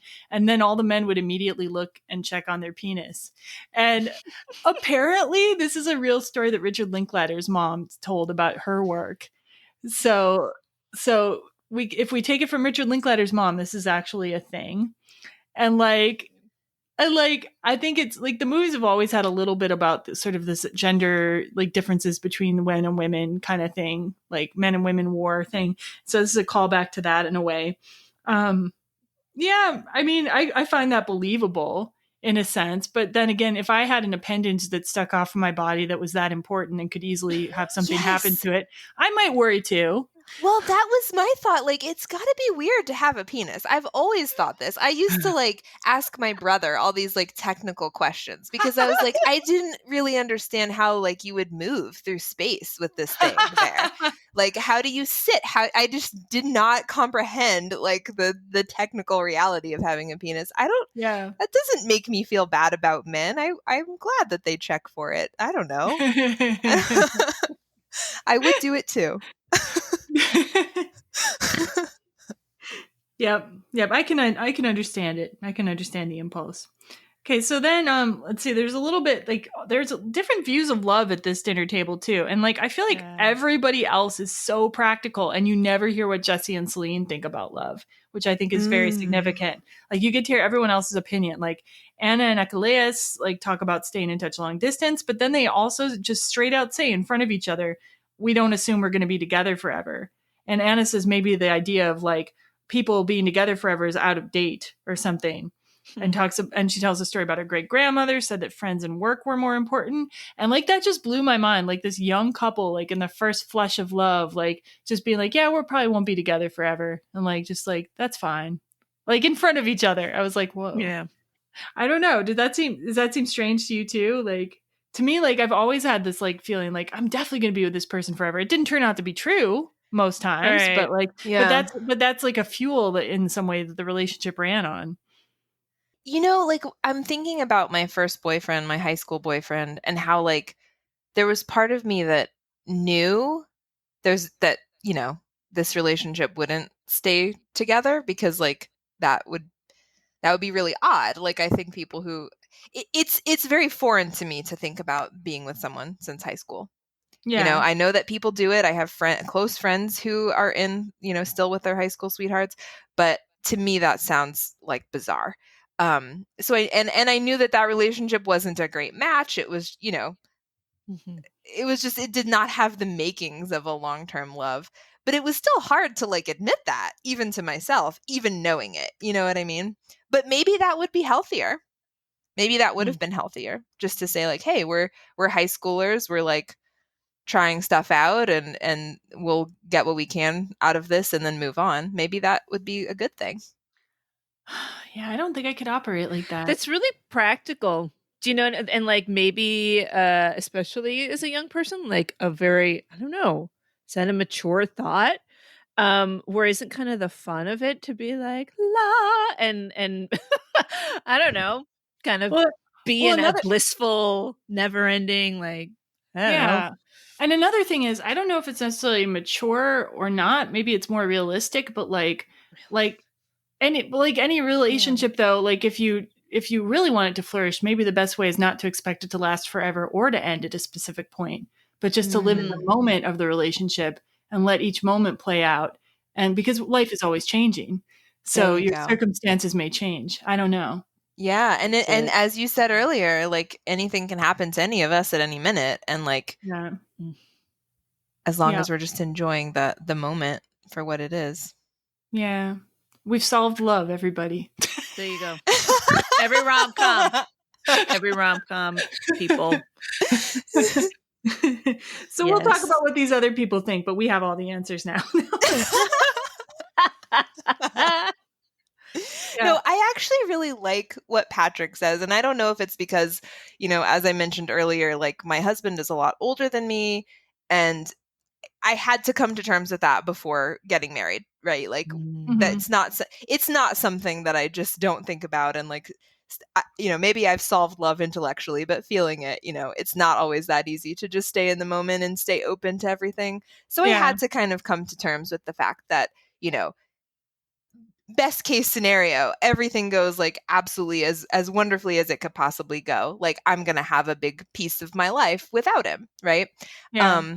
So I like what he says about the end of the day. It's not the love of one other person that matters. It's the love of life, and how he and his wife were always somewhat separate. And I don't know if we really live that out per se. Like we're very close. We're together all day. Like, and that's great. Our lives are very entwined, but he is an expert at things that I don't understand at all. And I've always found that attractive. Like our minds are very separate, and we have conversations. It's not that we don't have any common ground at all. We have a lot of common ground, but there's something satisfying about being with someone who doesn't know all the things that I know, and who I don't know all the things that he knows.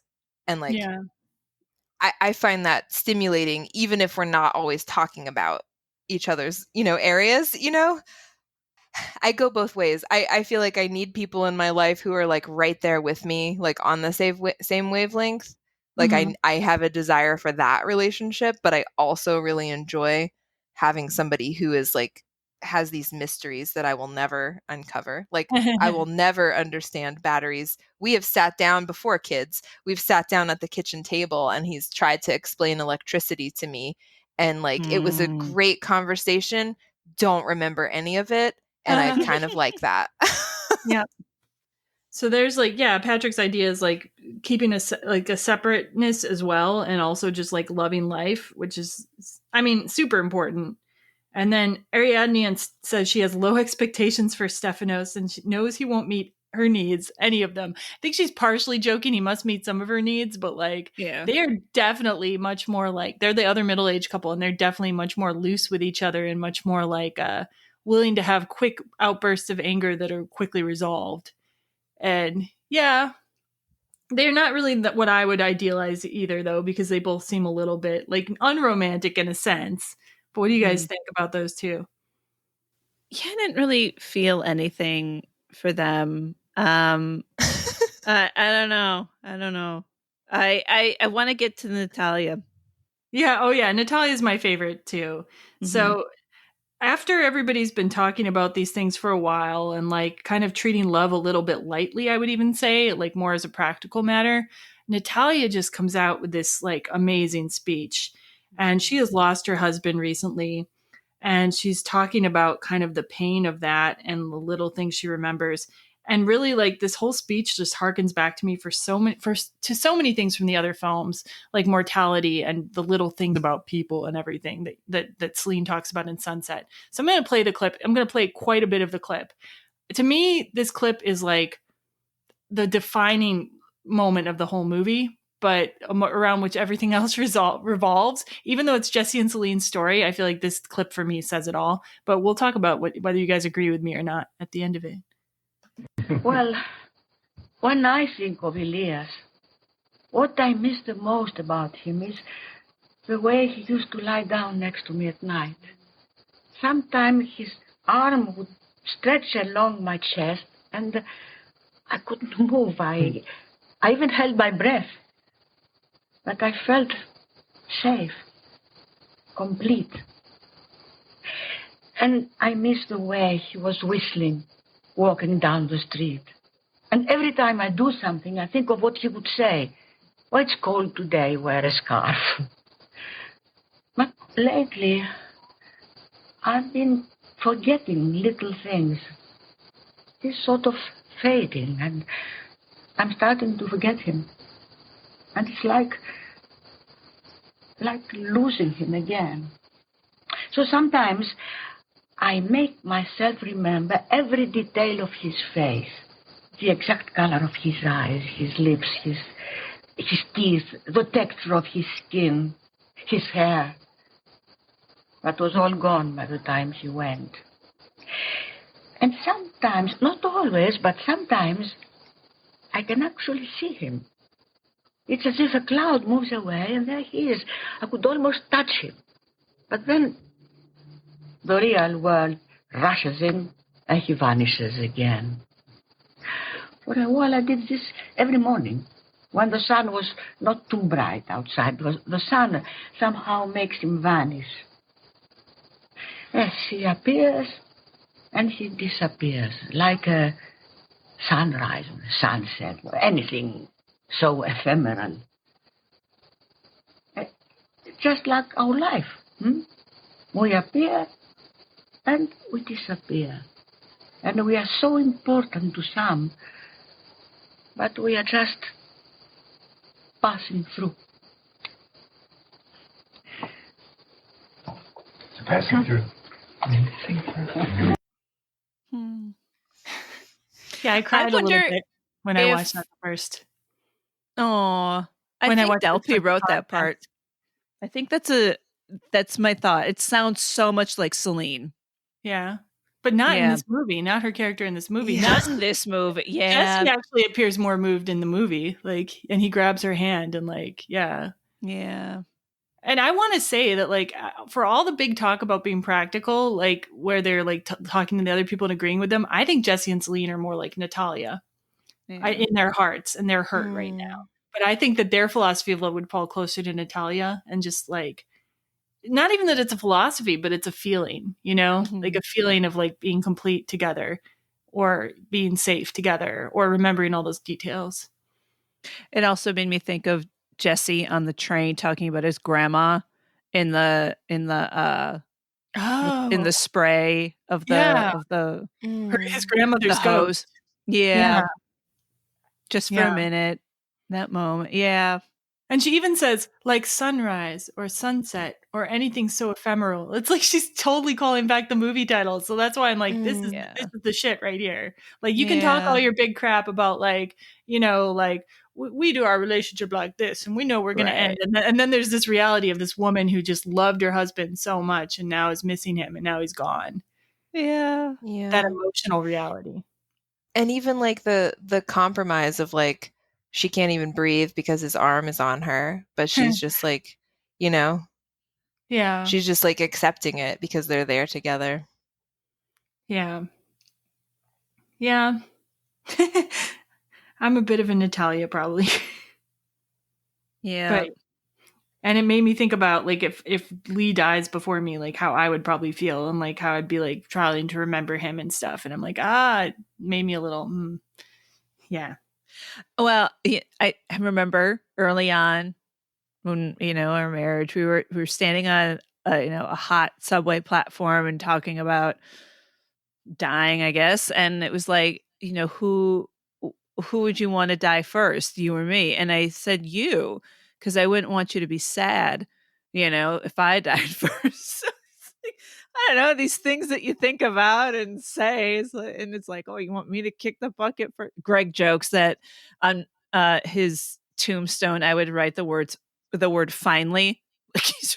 Oh my goodness. Oh. No, it's hilarious. Finally, you're gone. Because, the day to day is a lot of like, as they talk about later, hey, look at us walking, not talking about scheduling food. It's so like, hey, you're going to, in the kids, and blah, blah, blah. And that's when we pick on each other and get frustrated with each other. It's like, you just wish I'm just ruining your life and you just be better off without me. And finally, which is really funny. It's really funny. You have to know how we laugh so hard at that because it's absolutely not how I feel. Yeah. I do not ever think that. But I mean, I might have to. Now, like somewhere down low, little, finally, because it would be our joke from like our whole marriage. It would make people Anyway. laugh when they visited the cemetery. Yeah. I would hope so. That's what I want. Or be very confused. Yeah. So no, it's true. All the little things. Yeah. So any more about the dinner that people want to put in though before we move on? Okay, so then they do their walk to the hotel. And they didn't want, in the dinner party, it comes up that like Celine doesn't want to go to the hotel anymore. They've been given the night in a hotel together without their kids. Stefanos and Ariadne are going to watch their kids and like it's their romantic night. And Celine's been like trying to get out of it. But now they're going. They've been pressured by the others into going to this hotel. And she asks him on the way, if we were meeting for the first time today on a train, would you find me attractive? And Jesse says, of course. But then like she presses it like, well, would you get off the train? And he's like, well, wouldn't I, like, what's my situation? Would I be cheating on you? And then she gets upset at him. She's like, why couldn't you just say yes? I wanted you to say something romantic and you blew it. And I'm like, like this to me, like I have probably done something like this to Leigh before or one of my other boyfriends. Like I probably said something like this, like a test sort of, you know what I mean? And we shouldn't do it. But it happens when you're feeling insecure or you're feeling like you need some affirmation. Sometimes you'll just put that out there. Or at least I have done that. I'm not going to say that you guys have. I'm sure that I have before, but I don't do that in my marriage. Yeah. Partly because Kurt wouldn't, like, he would not respond to that. He would not play along. He would not play along. And also, like, after having kids, like, I feel like I learned more about communication and I try not to ask questions if I'm not ready to hear all the answers. So like, I really make an effort not to ask questions that are like games. I don't play that kind of game, like I don't ask a kid, like, do you want to do blah if I'm not okay with them saying no. Sure, do you know what I mean? Sure. Yeah.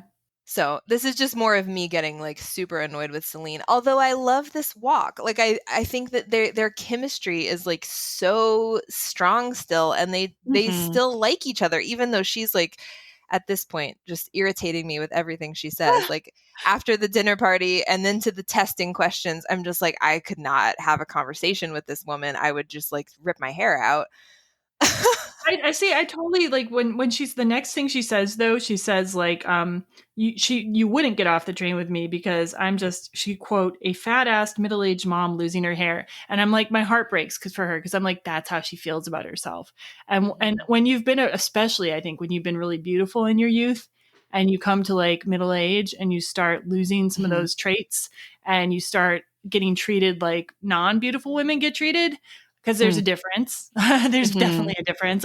I was an ugly or perceived as ugly teenager. Then I was a really beautiful younger person. And now I'm becoming middle-aged. I have felt the difference in all those treatments. And it can feel really insecure. And you can be like, well, who is going to want to stay with me? Like, especially if you suspect your husband of infidelity, right? Like, and he's already left one wife. Like, I feel for her. Like, I know why she's playing the game. She shouldn't do it, but I can feel it. Yeah. I feel like, well, I'm comforted like that my husband and I, we both feel this middle-aged, like look in the mirror and like we're not at our prettiest right now. But I like that we're not pretty together. Yeah. But we joke, I mean, we just drive each other crazy. It's like, you don't think, look at how old I look right now. Like, look at this. Is this what you want? And like, and the other person's like, I do not look at you, and and like want to throw up or anything, but it's our own insecurity. Like he'll give it to me all the time. He's like, yep, this is what you married, this, balding fat guy. And I'm like, I know I loved what I married, and even still, honey, but it's we are in the thick of it. I'm reading all the books on middle age right now, like women in their 40s, specifically Gen X, youth to now. And I've kind of came to that, with my therapist. I'm like, what's going on? And very much this middle-aged, insecure, what's happening in life in the middle of it. I want to be over it already. I want to be like on I'm the not other in end any of hurry it. because then I'll be even older and I'm like I just feel like I'll be so chill. Like I envision, like I know that this will pass, and then the other side of it, it will be like, yay! mental chillness, but like, I'm gonna try to aspire to have the mental chillness now, and because then it was when I get older, we'll have health problems to worry about instead of how we look. So you know what I mean? Like, good point. Maybe health problem. Some people are lucky. Today, I did have a realization. I remember, those years before I got married, like wanting to be married so badly. I'm like, when will my love appear? And just like the agony and the angst. And then when it happened, I'm like, oh, there you go. Like I wished I just lived and enjoyed myself. And I'm like, Soph, that's what needs to happen right now. Just live. Just don't worry about the other side. It'll be there. And you'll be like, boy, that didn't take long at all, Yeah. So we have figured out life and love just here today. right now. Every Rom Com, people, once again. Yes. So on their little, let's see, there's one site that they visit, but we haven't been able to determine like quite exactly what it is. I did find a blog. They go to this little Byzantine chapel, and I found a blog. I'll put a link to it in the show notes that says this chapel is on the outskirts of the village of Platza, south of Cardamili. It dates from 1412, and it is dedicated to Saint Paraskevi, Saint of Eye Problems, which they call it in the movie like Saint Odila or something, but like similarly about eye things. And like, it's a cool little chapel. You could probably hunt it down. This blog has some information if you wanted to see it. And in the chapel, I thought it was interesting. You find out they're not actually married. Like they're making allusion to how their girls asked about their wedding again, and like because it's really important to the girls that they're married, and then they're like, like the way they talk about it, you get the idea that they're not married at all, and that Celine's not interested in doing that whole thing. What else would you guys like to talk about?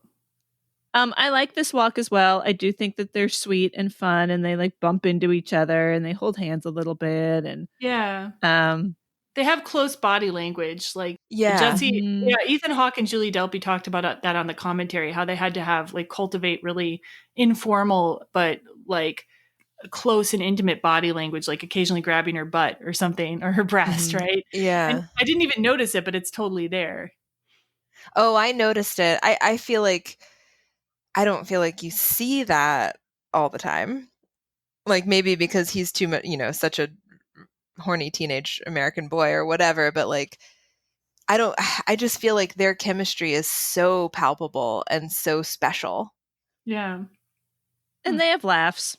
That makes me happy. They have laughs. Yeah. And even when they're like veering into some of these hard places, like it still doesn't seem like they're fighting. It seems like they're still like, I don't know. There's like a fight under the surface that feels kind of real, but they're not like going down the bad. They're not like going down the hole of like out and out fighting yet. Yeah, yet. Yes. Yeah.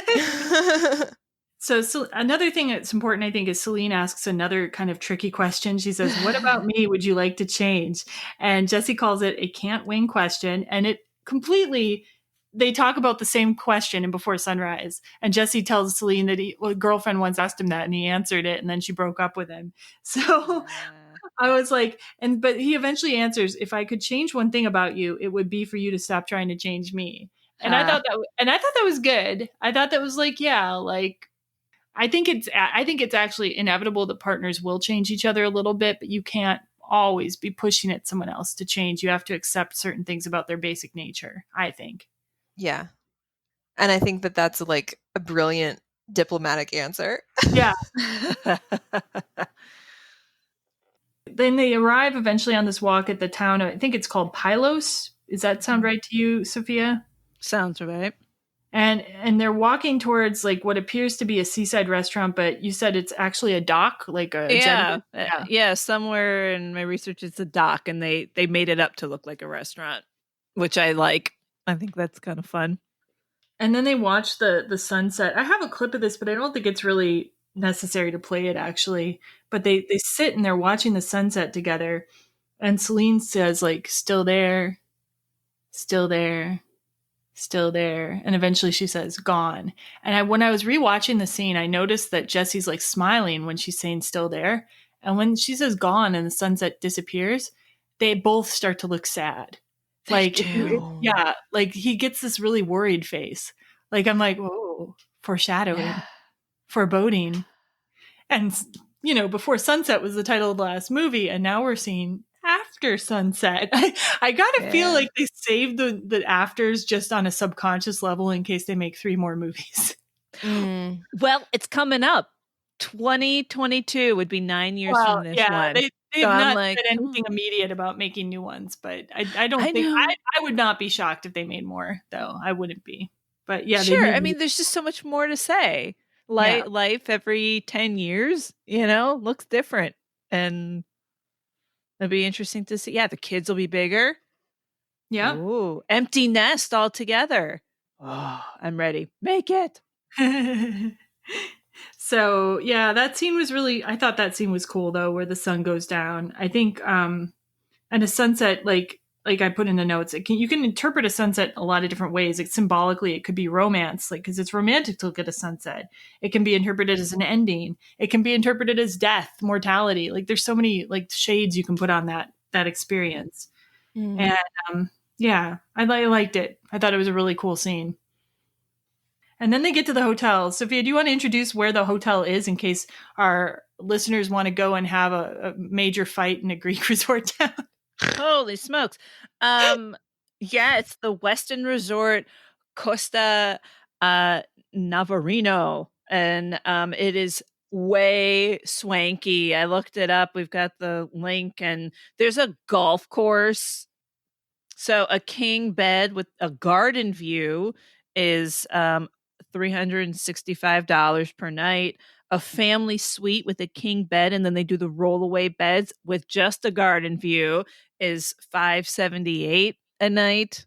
Like, you know, yeah. I like what Celine says. Like, well, you know, the notes here is that she first admires the hotel, but then it's when like they first get there, when they first get there, and then she criticizes it. Like, it's definitely doesn't feel like quaint Greek village. It's like this resort, and that golf course, I don't actually like. It bugs me. I'm like, what's this golf course doing in the middle of? Yeah, we don't see it in the movie though. We don't see that. We don't. You don't see that, but looking on the website, it to me looks out of place. I don't. You know what I mean? Like, I don't feel like you go to Greece for your golf trip. You know? Yeah. I'm definitely more of the quaint hotel type of a person, or Airbnb type of a person. Yeah. But every once in a while, you know, the fancy hotel could be fine. And then I mean, especially if someone else is paying for it, it's a gift. Why not? Right? Yes. So they get into the hotel room, and like at first they're just like they're getting busy. Like Jesse's like on Celine, like they're gonna have sex. Like we see nudity for the first time in the whole series. Like you just see him kissing her breast. In the commentary, they were laughing so much about this. It was clearly kind of awkward to film because like they'd known each other for so many years, and like all of a sudden he's making out with her like that, and like yeah. And yeah, they were giggling like little kids. I thought it was interesting because like the first nudity you see in this series is when it's like no longer like urgent in a way, or like super romantic. Like if you'd seen them like have sex at the end of Before Sunset, it would have been super hot. And now it just didn't like necessarily feel super hot. It just kind of felt like, okay, well, I'm glad they're having sex. I don't know. Am I alone in this? I guess I just didn't really think about it. I was like, I don't Well, know. did you have any emotional reaction to it? Like, or like like when I watch a hot sex scene in a movie where it's like the couple is just getting together or something, I'm like, yeah, like I feel it. I'm like Dirty Dancing. I'm like, yeah, like, and this I was kind of like, well, I'm happy for you. Like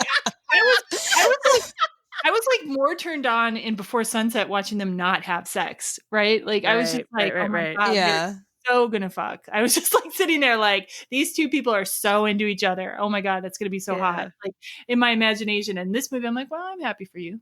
Yeah, I suppose. I mean, right? That's the whole idea. Here's a gift for you to be alone together because they don't get to be. And I don't. Yeah, I think you've hit it on the head, Jen.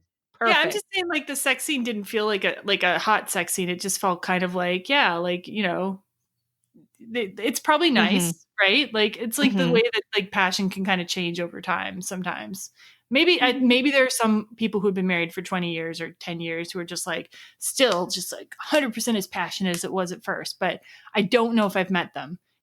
So while they're making out, I did notice that Celine said the red in your beard is gone. Like, so she talked about that in Sunset, like as one of the things she loved about him. But then she says, now I see it, the red in the girl's hair. So it's like, it's almost like the fierce love for him is in symbolically being supplanted by the love for the girls. That's how I read it. I don't know. I definitely noticed that. I mean, having watched them all in pretty quick succession like that, I really noticed that. And I think you're right about your focus has to change, when you have kids. I think it has to, at least temporarily. Yeah. And it just kind of does, like, as much as she talks about like how hard this is and whatever, like she also in the car turns around and takes a picture. Look how cute they are. Like it's such a, yes, it's super hard, but like I just adore my girl, even when she gives me, teenage attitude. I also think it's hilarious. And I'm like, you're funny and you're fierce, in my head. But to her, I'm like, would you be nice to me? Stop talking to me like that, but I don't know. It's, I call these the domestic years. I think I started saying that like maybe 4 years ago when Greg and I were still like, gosh, how, we're trying to like, I don't know, figure it out. And like, why are things kind of hard right now? And remember when we used to do it? And I'm like, it's the domestic years. I just want to like complicate it a little bit because I don't know if supplanting is the right word. Like I think that's the word Jen used. Yeah. Because there's a little bit of like a shift in your attention and like your love has to like change and be shared, right? But there's also an element, and I don't know if you feel this, Sophia, I try to like cultivate this where like I look at the kids and it's like these are creatures that we made together and like I really try to appreciate that they're not just like a thing. It's not just like a time to get through. It's like it's a part of our love. It's a part of our relationship. Like we made this thing, these creatures, and like that. I see that when she's talking about the red in their hair too. Yeah, I think the only reason I use the word supplanted is because she said it's gone, and like combined with the other like foreboding thing, like the sunset being gone, like it kind of struck me that way. But yeah, I totally see what you're saying. Yeah, and I hope that it's not gone. Like I hope it hasn't been supplanted entirely. So well, doesn't he say that they're just white now? Yeah, they're just white now. Yeah. So then they're getting busy. They're about to have sex probably, but then the cell phone rings, and I think if Celine hadn't answered the cell phone, they probably would have been okay. Maybe they still would have had their fight. It would have been a different time. I just thought it was like small things can kind of upset the balance of your night or relationship. Like one thing can go wrong and it's like, and especially I think cell phones have the potential to do that. But yeah, I noted that. And the fight starts over like there's all this deep stuff that we already know about that they have to fight about, but it kind of starts just like on an offhand thing. Like on the one hand, Jesse gets upset because Celine's talking to Hank and she doesn't hand the phone to him. And on the other hand, he gets upset because she says, "Good luck with your mom," which, he reads as a disparaging comment towards the kid's mom. And though out of those two things, the entire night of fighting is born. Like, but it's never, a lot of times it's just, well, it's not never, but a lot of times it's not really about the things that start the fight. It's about the other things that people haven't talked through, which I thought was so true also about this fight scene. And I just want to appreciate other things about it. The fight is very like organic. Like there are lulls in the fight and then it breaks out again. Like, obviously there's layers to the fight. There's the real problem that they're really talking about. And then all the other problems that get brought in, like, which is one thing that you're not supposed to do in fights. You're supposed to not like try to bring up everything that ever happened in the past. And, well, another thing I really liked that rang true for me was like putting on or taking off clothes at different times signifies whether they're feeling close to each other or whether the fight's breaking out again. Anytime Leigh and I fight, if I had been naked or topless or whatever, I put my shirt on every single time. Like I can't feel like I don't feel comfortable fighting topless for some reason. So when Celine put her dress back on, I'm like, yeah, I feel that. So what do you guys think about the fight scene? Are there things that rang true for you or things that rang false or like? You know, the first time I saw it, I felt some of it felt contrived. Like maybe a little expeditionist, like explaining like they were in New York, but then she wanted to come back to Paris because the pregnancy was complicated, blah, blah. And I don't know. I just felt like the exposition too much. Yeah. Or yeah. This time I didn't. But I also, this was the part I don't know. Did I dread this part? I think I dreaded more the building up to this. Once it got here, I was like, what? Like, I was kind of out of it. I took myself out of it. Oh man. Bit, I think. The first time I saw it, it really felt bad to me to watch it. But now when I watched it, I put this fight in the context of like fights I've had, right? And I've had fights that maybe weren't quite this bad, but well, in my first marriage, I definitely had a fight that was this bad. But just like I've had fights with Leigh that are pretty bad in the past, and if you had only filmed like that afternoon, that day, you might think, oh, they have a terrible marriage. But then I thought about, but what was the day before that like? And what was the day after that like? You know, those were fine days. And what had been most of the days? Also good days. Like, like, so I think like if they were fighting all the time, it would be, you know, oh, maybe you should get a divorce. But like, for all we know, this is just a snapshot of like one really high pressure day where he's had to say goodbye to Hank. And I totally feel what she said. Celine says at one point, like how much pressure there is to have a special night, like, and do this special thing. Oh my God, I feel that. Almost on holidays, I often have little mini breakdowns because I'm like, we have to do this perfectly. We have to like plan it so it's going to be great or something. And Leigh knows that this is coming now. Leigh Leigh knows me well enough to know that this might happen. So we try to like do less pressure things now. Yeah, that is absolutely true. It's like, okay, have fun. And he's sad and she's freaking out about her job stuff. Like that is a lot of pressure and that's really hard. And maybe what you need is just to like lay in bed and like cuddle, you know, like that's really valuable and just kind of see each other a little bit, like do some of the listening that they haven't been doing. And not feel like you have to fit into this like wine drinking couples massage environment. Like necessarily. Yeah. Especially on such a hard day. Yeah. But like, what do you think about when she leaves and comes back and says, I don't think I love you anymore? I've said it before. You see that like I do not say that kind of thing to people that I love. You know, like I wish I could say that I hadn't, but I've said that and I've said we should get divorced and I've done it. Yeah. Wow. And I'm a much more like Celine. Like you said, you don't really like conflict that much. Right. And like, you like to argue so much. I grew up in a family where like my mom said things like that to me. And like, she would get very angry. She'd say, I wish I'd never had children. She'd say like all that kind of stuff. But she also really loved me very fiercely and was very affectionate to me. So like, I'm sure it's wounded me on some level, but at the same time, I got to realize that like people aren't always saying something that they mean.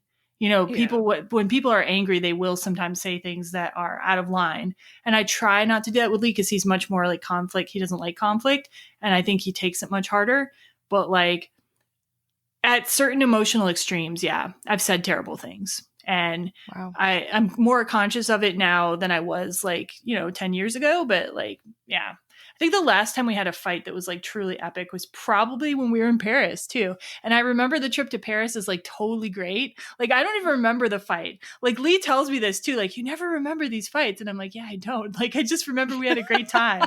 We had a big fight when we went to Japan too. And I don't remember that one either. I don't remember what we fought about. I'm sure it was bad, but it was like, it's always like one afternoon of a vacation that's otherwise great.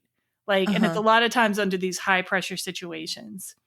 You're probably tired, a little jet lag. Well, I know. I mean, hangry. No, it's not that. Know. It's none of that. It's like I think it's just like sometimes you're going through all these changes and like you're in this new environment and I don't know what it is, but I will say that I understand what Celine did. I understand how that happens.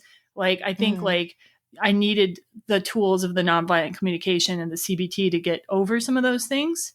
And I think the majority of people, I don't know, I could be wrong, but I think the majority of people have said things they don't mean in a fight and probably would benefit from tools.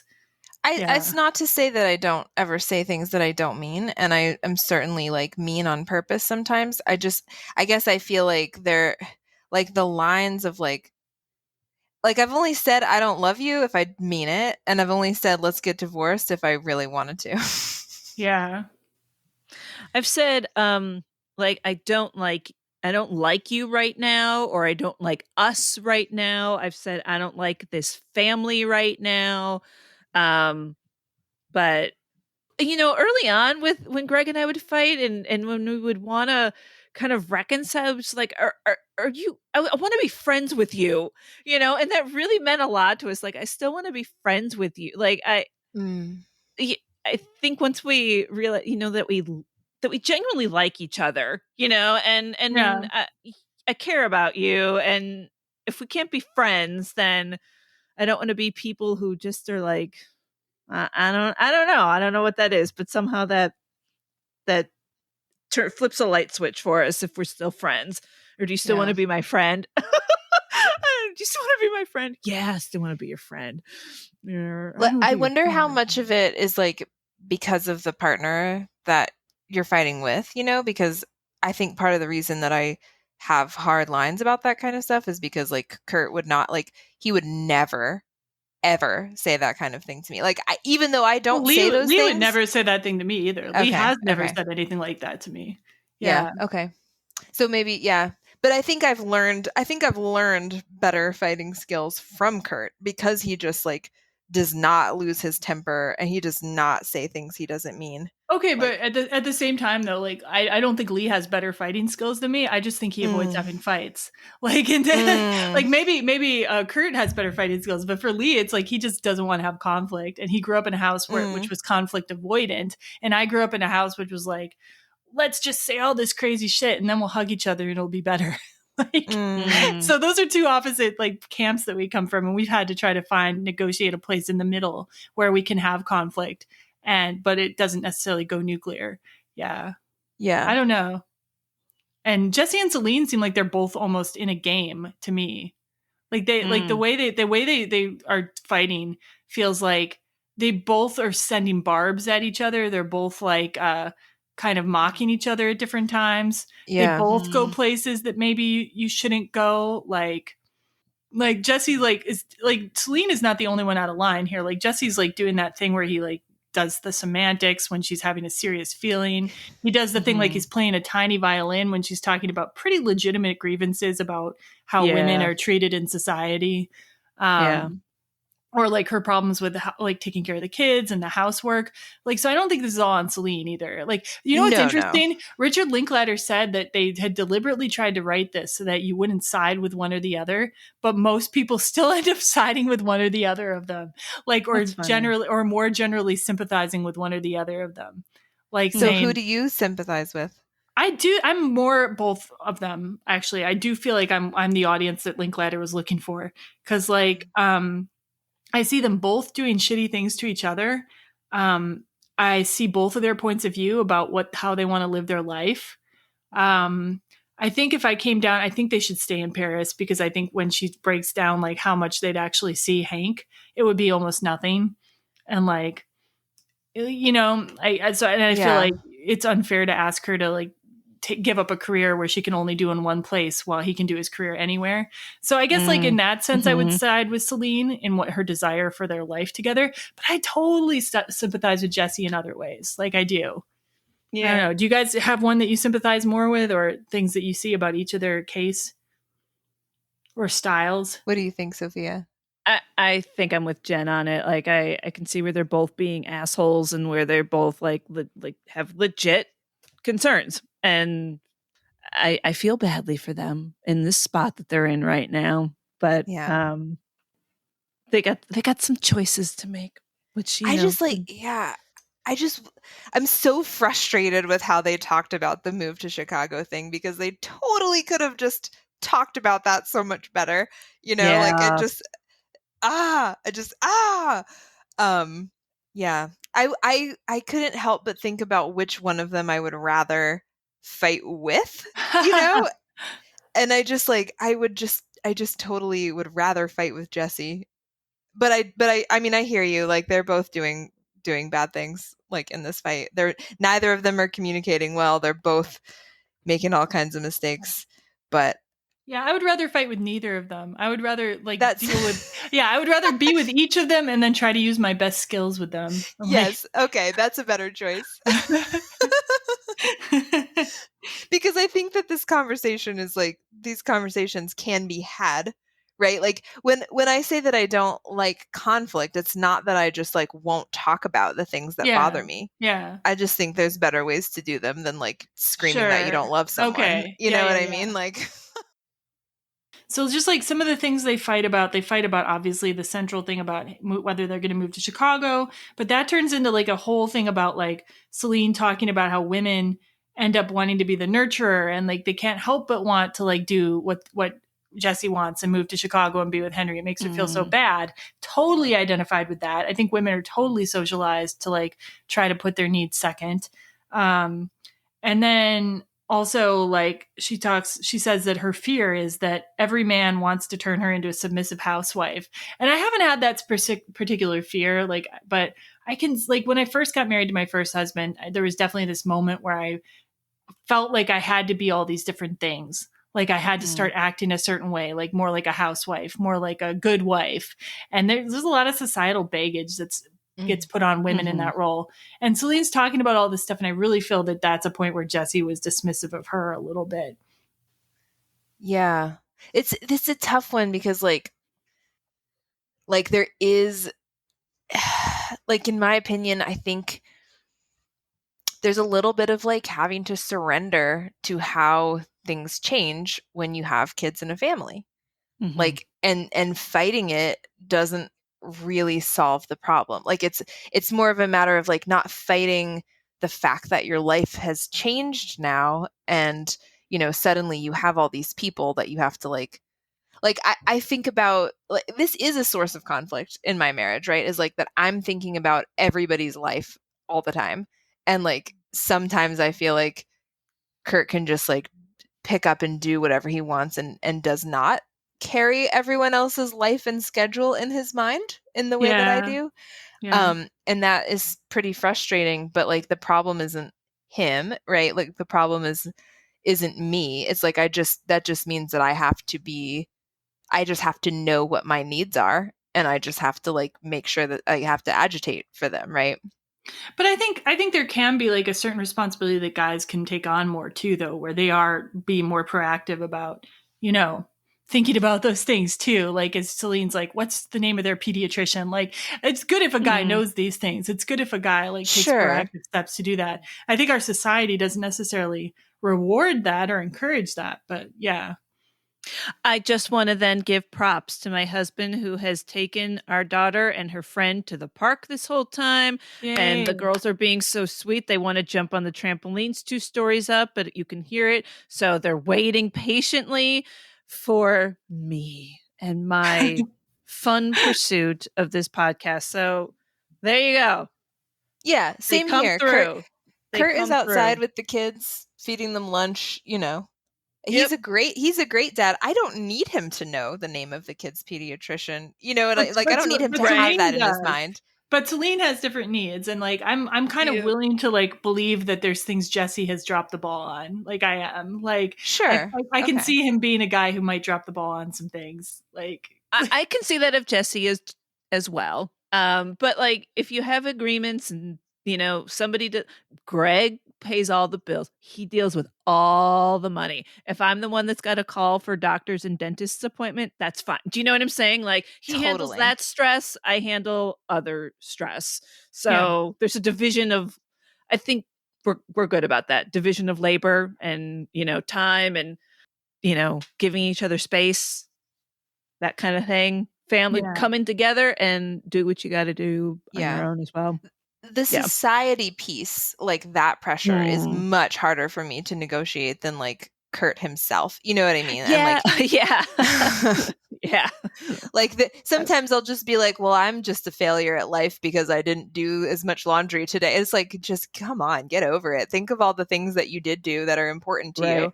You know, like, is it really important to you or your family that this clean laundry is in the drawer? Like, no. Right? Like at a certain point it might become important, but like we would have to but like in a given day where it's like I did a lot of work or I did a podcast or I did some writing, it's like I made those choices and like the pressure is only from outside of my family. It's only the pressure of like being Donna a Reed. good housewife, right? To get all the chores done as well as everything else, Yeah. And then Infidelity comes up in the end. And another thing, to be fair to Celine, so Celine only says, I don't think I love you anymore, like after like they're talking about his possible infidelity. So that's another piece. Like that's very important to some people. Like, and she's like, swear on our kids. Wait, where is this? I'm trying to find the exact quote. Yeah, I see swear on our kids you didn't fuck that lady from the bookstore, Emily. And he doesn't deny it at all. He says, I am giving you my whole life, okay? I got nothing larger to give. I love you, and I'm not in conflict about it.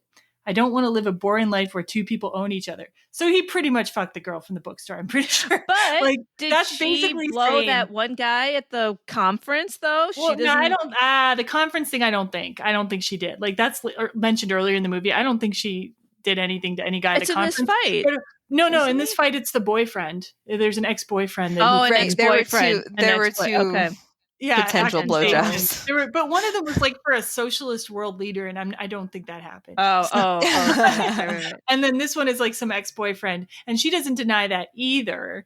But like she's also not asked quite as pointedly, and he still hasn't said shit about whether he had sex with someone.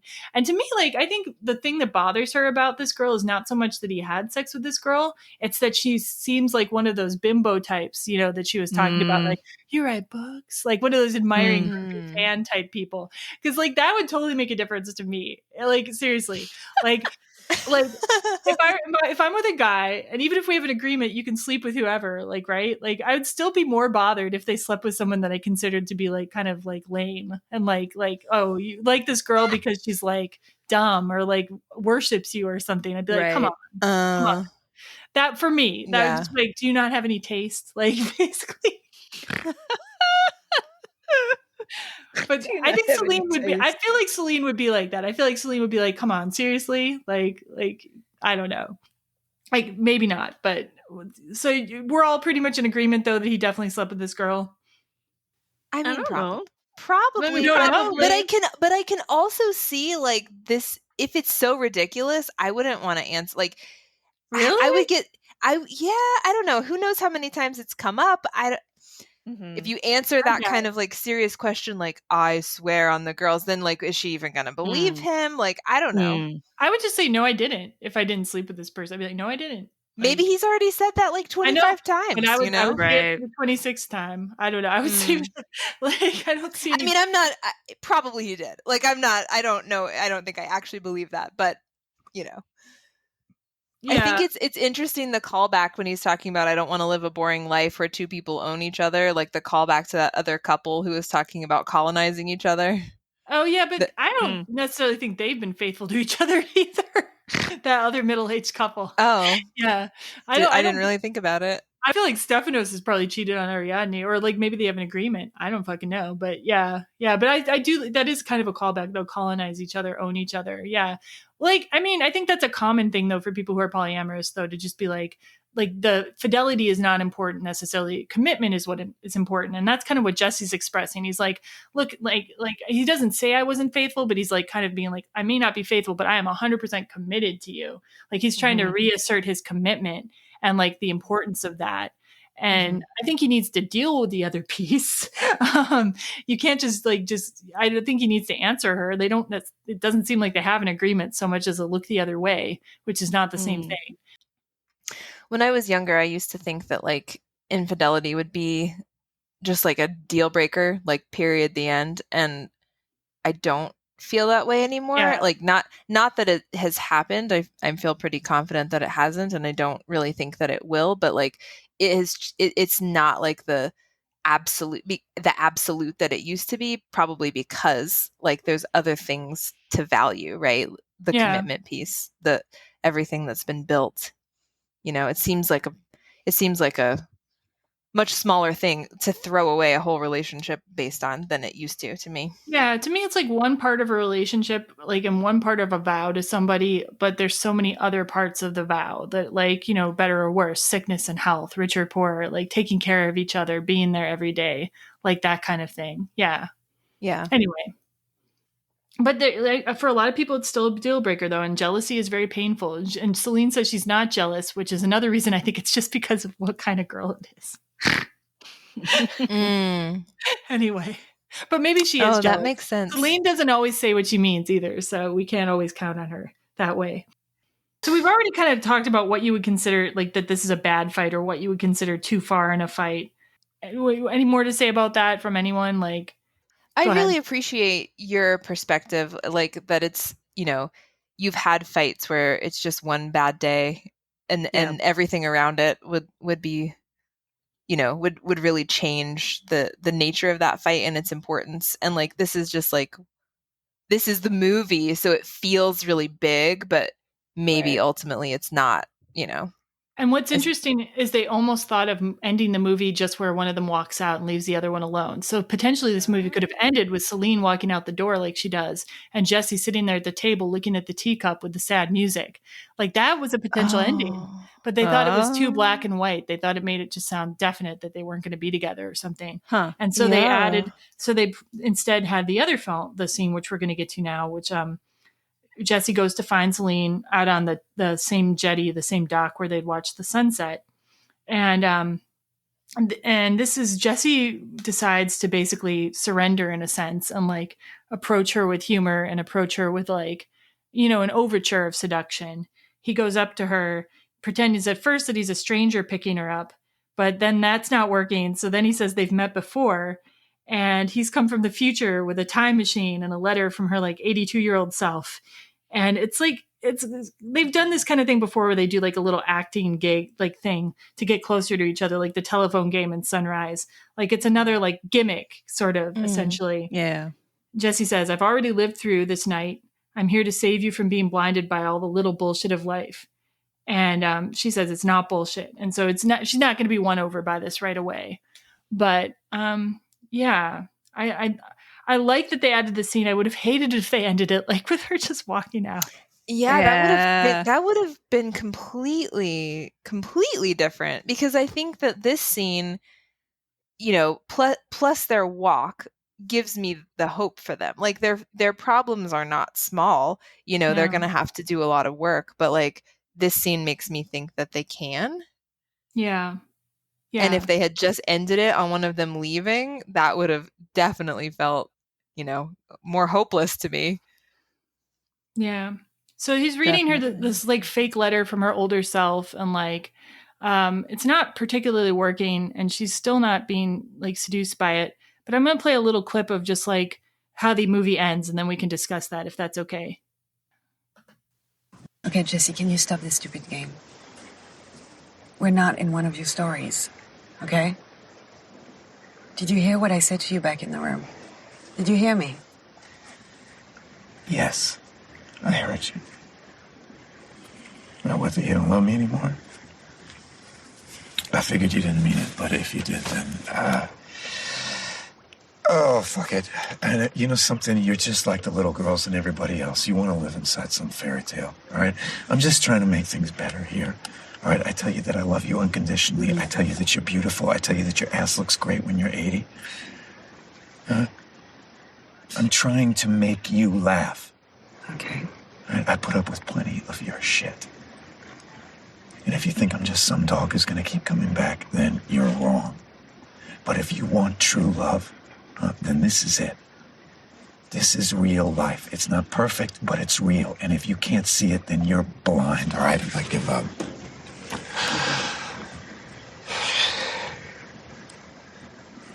And I think this is the part where they just don't talk for like a considerable amount of time. Mm-hmm. And Richard Linklater says it reminds him of the scene in the listening booth because they're both kind of looking at each other a little bit. Very different scene. Yeah. Mm-hmm. So we're waiting for Celine.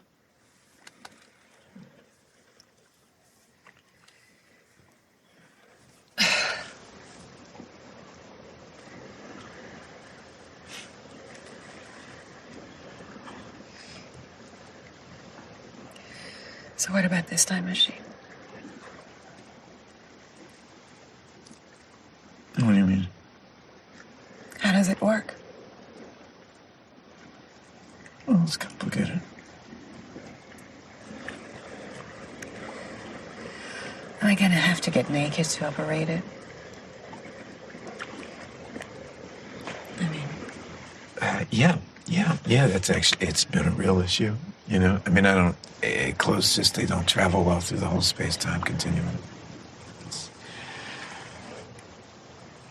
Wow. You're so smart. Oh, jeez. Space-time. Continuum. Continuum. Yeah. You know, it's something that I've been thinking about your letter. Yeah. You know, you mentioned the Southern Peloponnese. Yeah, and we're in the Southern Peloponnese. Mm-hmm. Yeah, and do you think it could be tonight that you're still talking about in your 80s? Well, it must have been one hell of a night we're about to have.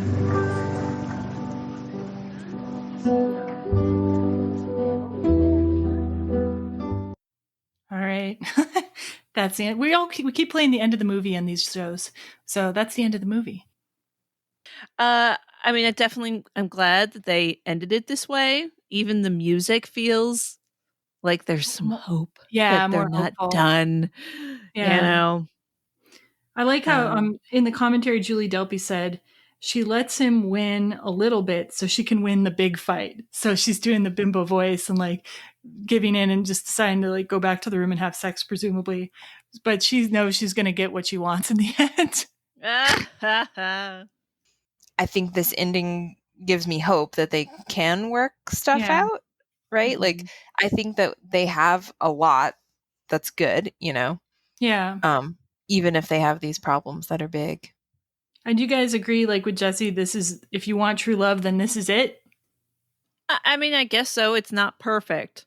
Yeah, he says it's not perfect. Yeah. It's not perfect. whatever perfect is supposed to be or whatever. Yeah. Yeah, this is, I mean, I think it's close to true love. I think there's some things that need to be sanded a little bit. They gotta get that diamond out of the rough, really. They gotta and I guess that's the choice, right? I mean, Celine's like, this is the beginning of the end. This is how you break up. Well, do you want it to go that way? Or do you want, make your choice? Yeah. So that, because if you could feel like you can see that coming, it doesn't decide if you want it to be that way or not. I don't know. And I don't necessarily, I don't necessarily think every relationship needs to be saved. Like, obviously, he could still be with his other wife that he married with Hank, right? And like if we want to say that you're always gonna like go after it, but they never had that thing to begin with. Yeah, that one was an accident. That one was an accident. I'll tell Hank all about it, Sophia. No, and Hank knows it too, though. He knew like they went to that was But I think for Jesse and Celine, right? They have a lot Yeah. Yeah, They but said to give I up think on. you're right that she's got to like that like she's the one that's got to make that choice, right? Like she's the one that's seeing the end. She's the one that's predicting the doom. And like maybe she'll get there. I hope she'll get there. But it does seem to be somewhat in her mind, in her hands that choice is needing to be made. Like Well, for all the badness of his fighting, like he's been saying the same thing. Like this is what it yeah. is. I'm committed to you. This is it. Like, Mhm. I'll marry you right now. Like, Yeah. There's ways though that he could definitely be communicating so as to express that on an emotional level and not just like a thought level. I think like when he says like ideally I'd like to be closer to Hank as a family, like that would kind of freak me out if somebody said that to me. Maybe he didn't mean it that way, but just like there's moments where he had a chance to reassure her that he didn't really take, I think. So yeah. oh yeah. I'm not saying he's a great Yeah. communicator either. Yeah. I do think that the question mark about like Okay. whether they're going to be together might be hers. Okay. Yeah, and all the creators like of the film, like in the commentary, I think it was actually in the after before documentary, they all said that they see a lot of good in Jesse and Celine too, and they see potential for them to stay together. But they would not be they were very non-committal though as to whether they would be together or whether there will be more movies. So we'll just have to wait on that front. So really quick, because it's the travel series, we'll do this really quickly. Other places to visit in the Southern Peloponnese. So there was a theater mentioned by the character Anna that she had been in a theater production in. It's a real theater. It's variously spelled as like Epidaurus or Epidavros. I've seen it spelled. I'll put a link to the actual theater. It's an ancient theater built in the 4th century BC with excellent acoustics. So you can, like in the movie, it's mentioned she could hear him whispering to her, like from the stage, even though it's like a 12,000 seat auditorium or amphitheater. And I would love to visit that place. That would be amazing. Yeah. They still have a theater festival that happens there, which has been somewhat modified by COVID, but it's happening this year, June, July, and August. So that's a thing people can do. I also looked at Rick Steves has some stuff about the Southern Peloponnese. He recommends the Mani Peninsula in general, where Ariadne in the movie is apparently from. He says it is empty and wild like a landscape in Hollywood Western. Once struggling with pirates and brigands, today the Mani is a peaceful land of rustic villages and untrammeled beaches. Many Mani towns feature sumptuous old fresco-slathered churches, pockets of brightness in this otherwise parched land. So that sounds pretty romantic.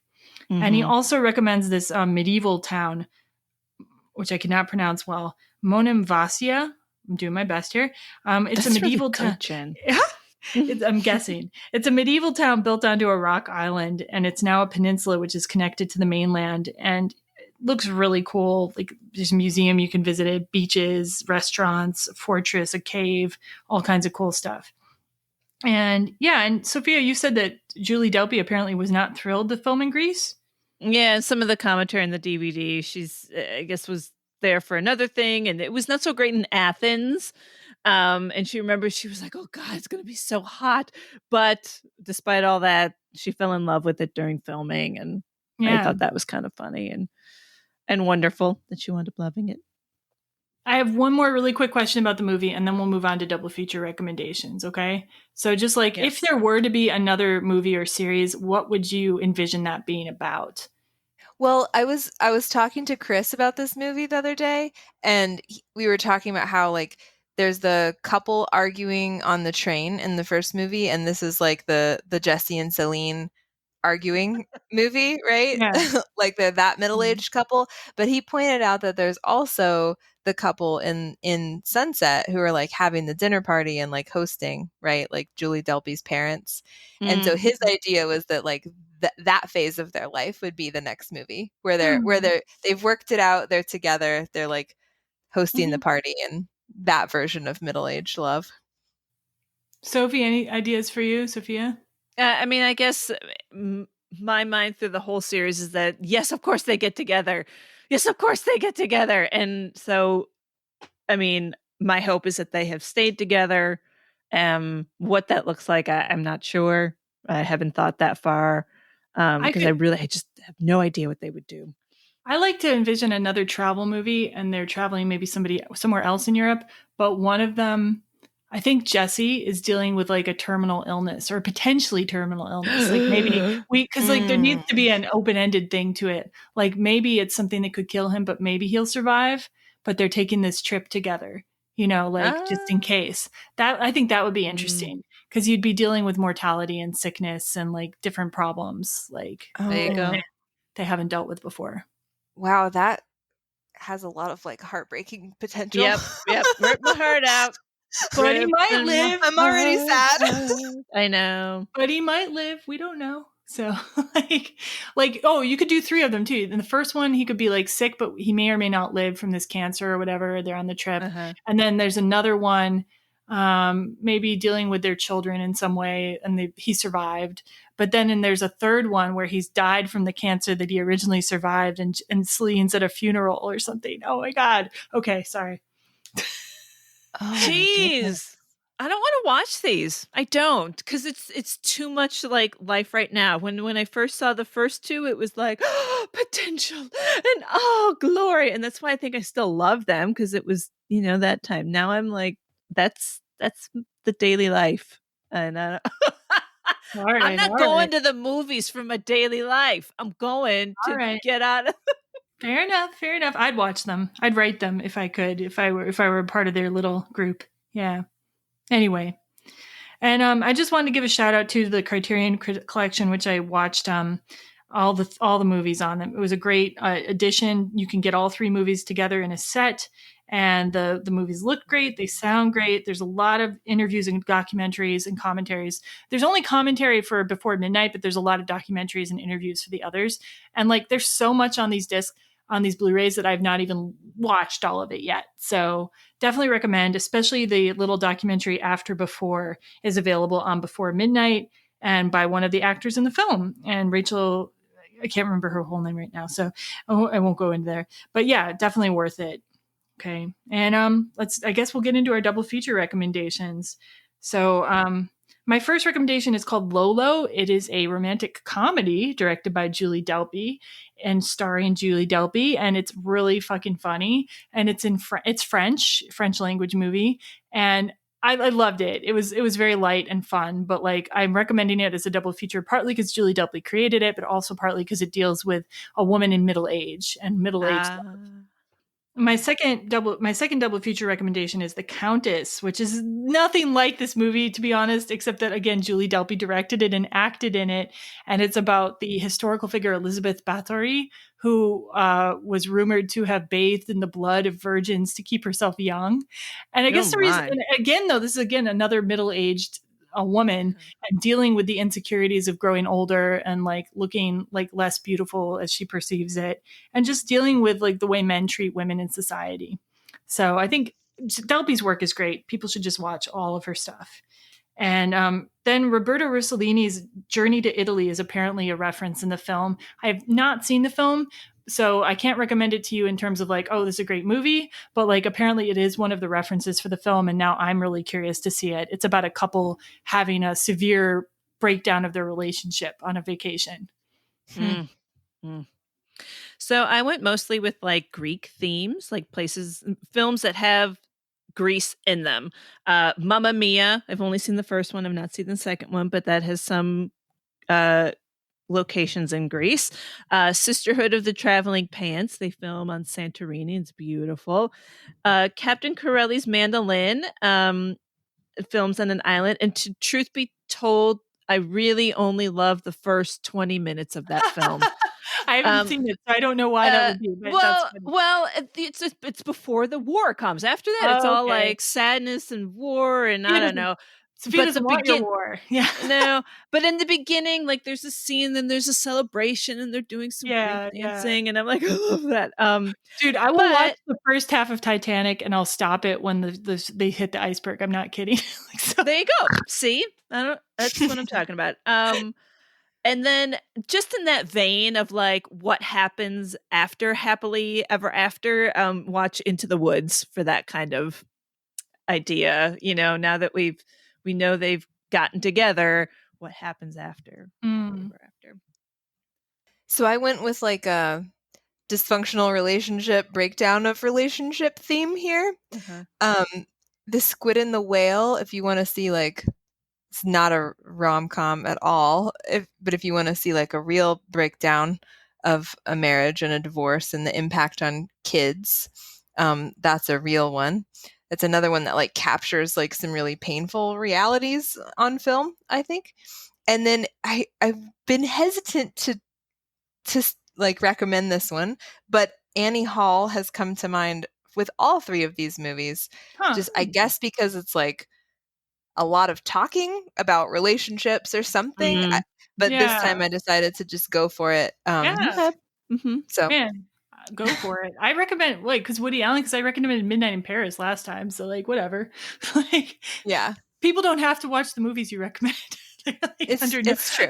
They're under no obligation. And okay, I said we weren't going to talk anymore about the phone, but I realized we never answered the question, like, is this movie a romance? So like, we don't have to go into depth on this, but is Before Midnight, in your view, a romance? Yes. I think with this ending, yeah. Yeah, and I will also say yes, and maybe even if movies do have a bad ending, maybe there's still a romance. Maybe we need to expand our horizons. I don't know, but not a rom-com. Not a rom-com. If one of them had just walked out of the hotel room, I would find it hard to call that a romance. Okay, more like a tragedy, a drama. Yeah, yeah. There needs to be potential for happiness, I suppose. Yeah, you're right. Okay, but I mean, Romeo and Juliet's a romance, and they're fucking dead. So. Yeah.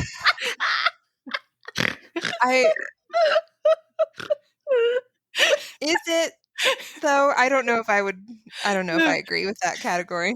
Okay. Well, maybe another time we'll talk about that. Maybe, and Zoe, I don't know if we'll have you back in the future or not, but like you've made it to, I didn't tell you this before, but you've done 3 episodes with us. So now you're eligible to be an official host and on our webpage if you want. So, Yay. Oh, wow. Thanks for being here, Zoe. Like this, I feel, I mean, you really contributed and I think made these last 3 extra special. So thanks for being here. Yeah, really enjoyed your presence here on these 3. Mm-hmm. Definitely. Well, I appreciate that. It's been awesome. It's been really fun. And as we roll into summer, I think we're going to cover strictly ballroom next time, but then we're going to be doing a series of summer movies. So keep an eye out for that. It's definitely going to include Dirty Dancing, like a big classic that people may be looking forward to. But we also might throw some surprises by your way. Like we've been talking about maybe Twister as a rom-com and maybe Call Me By Your Name and some other interesting ideas. So keep your eyes peeled for that. And just thanks for listening, everybody. Bye.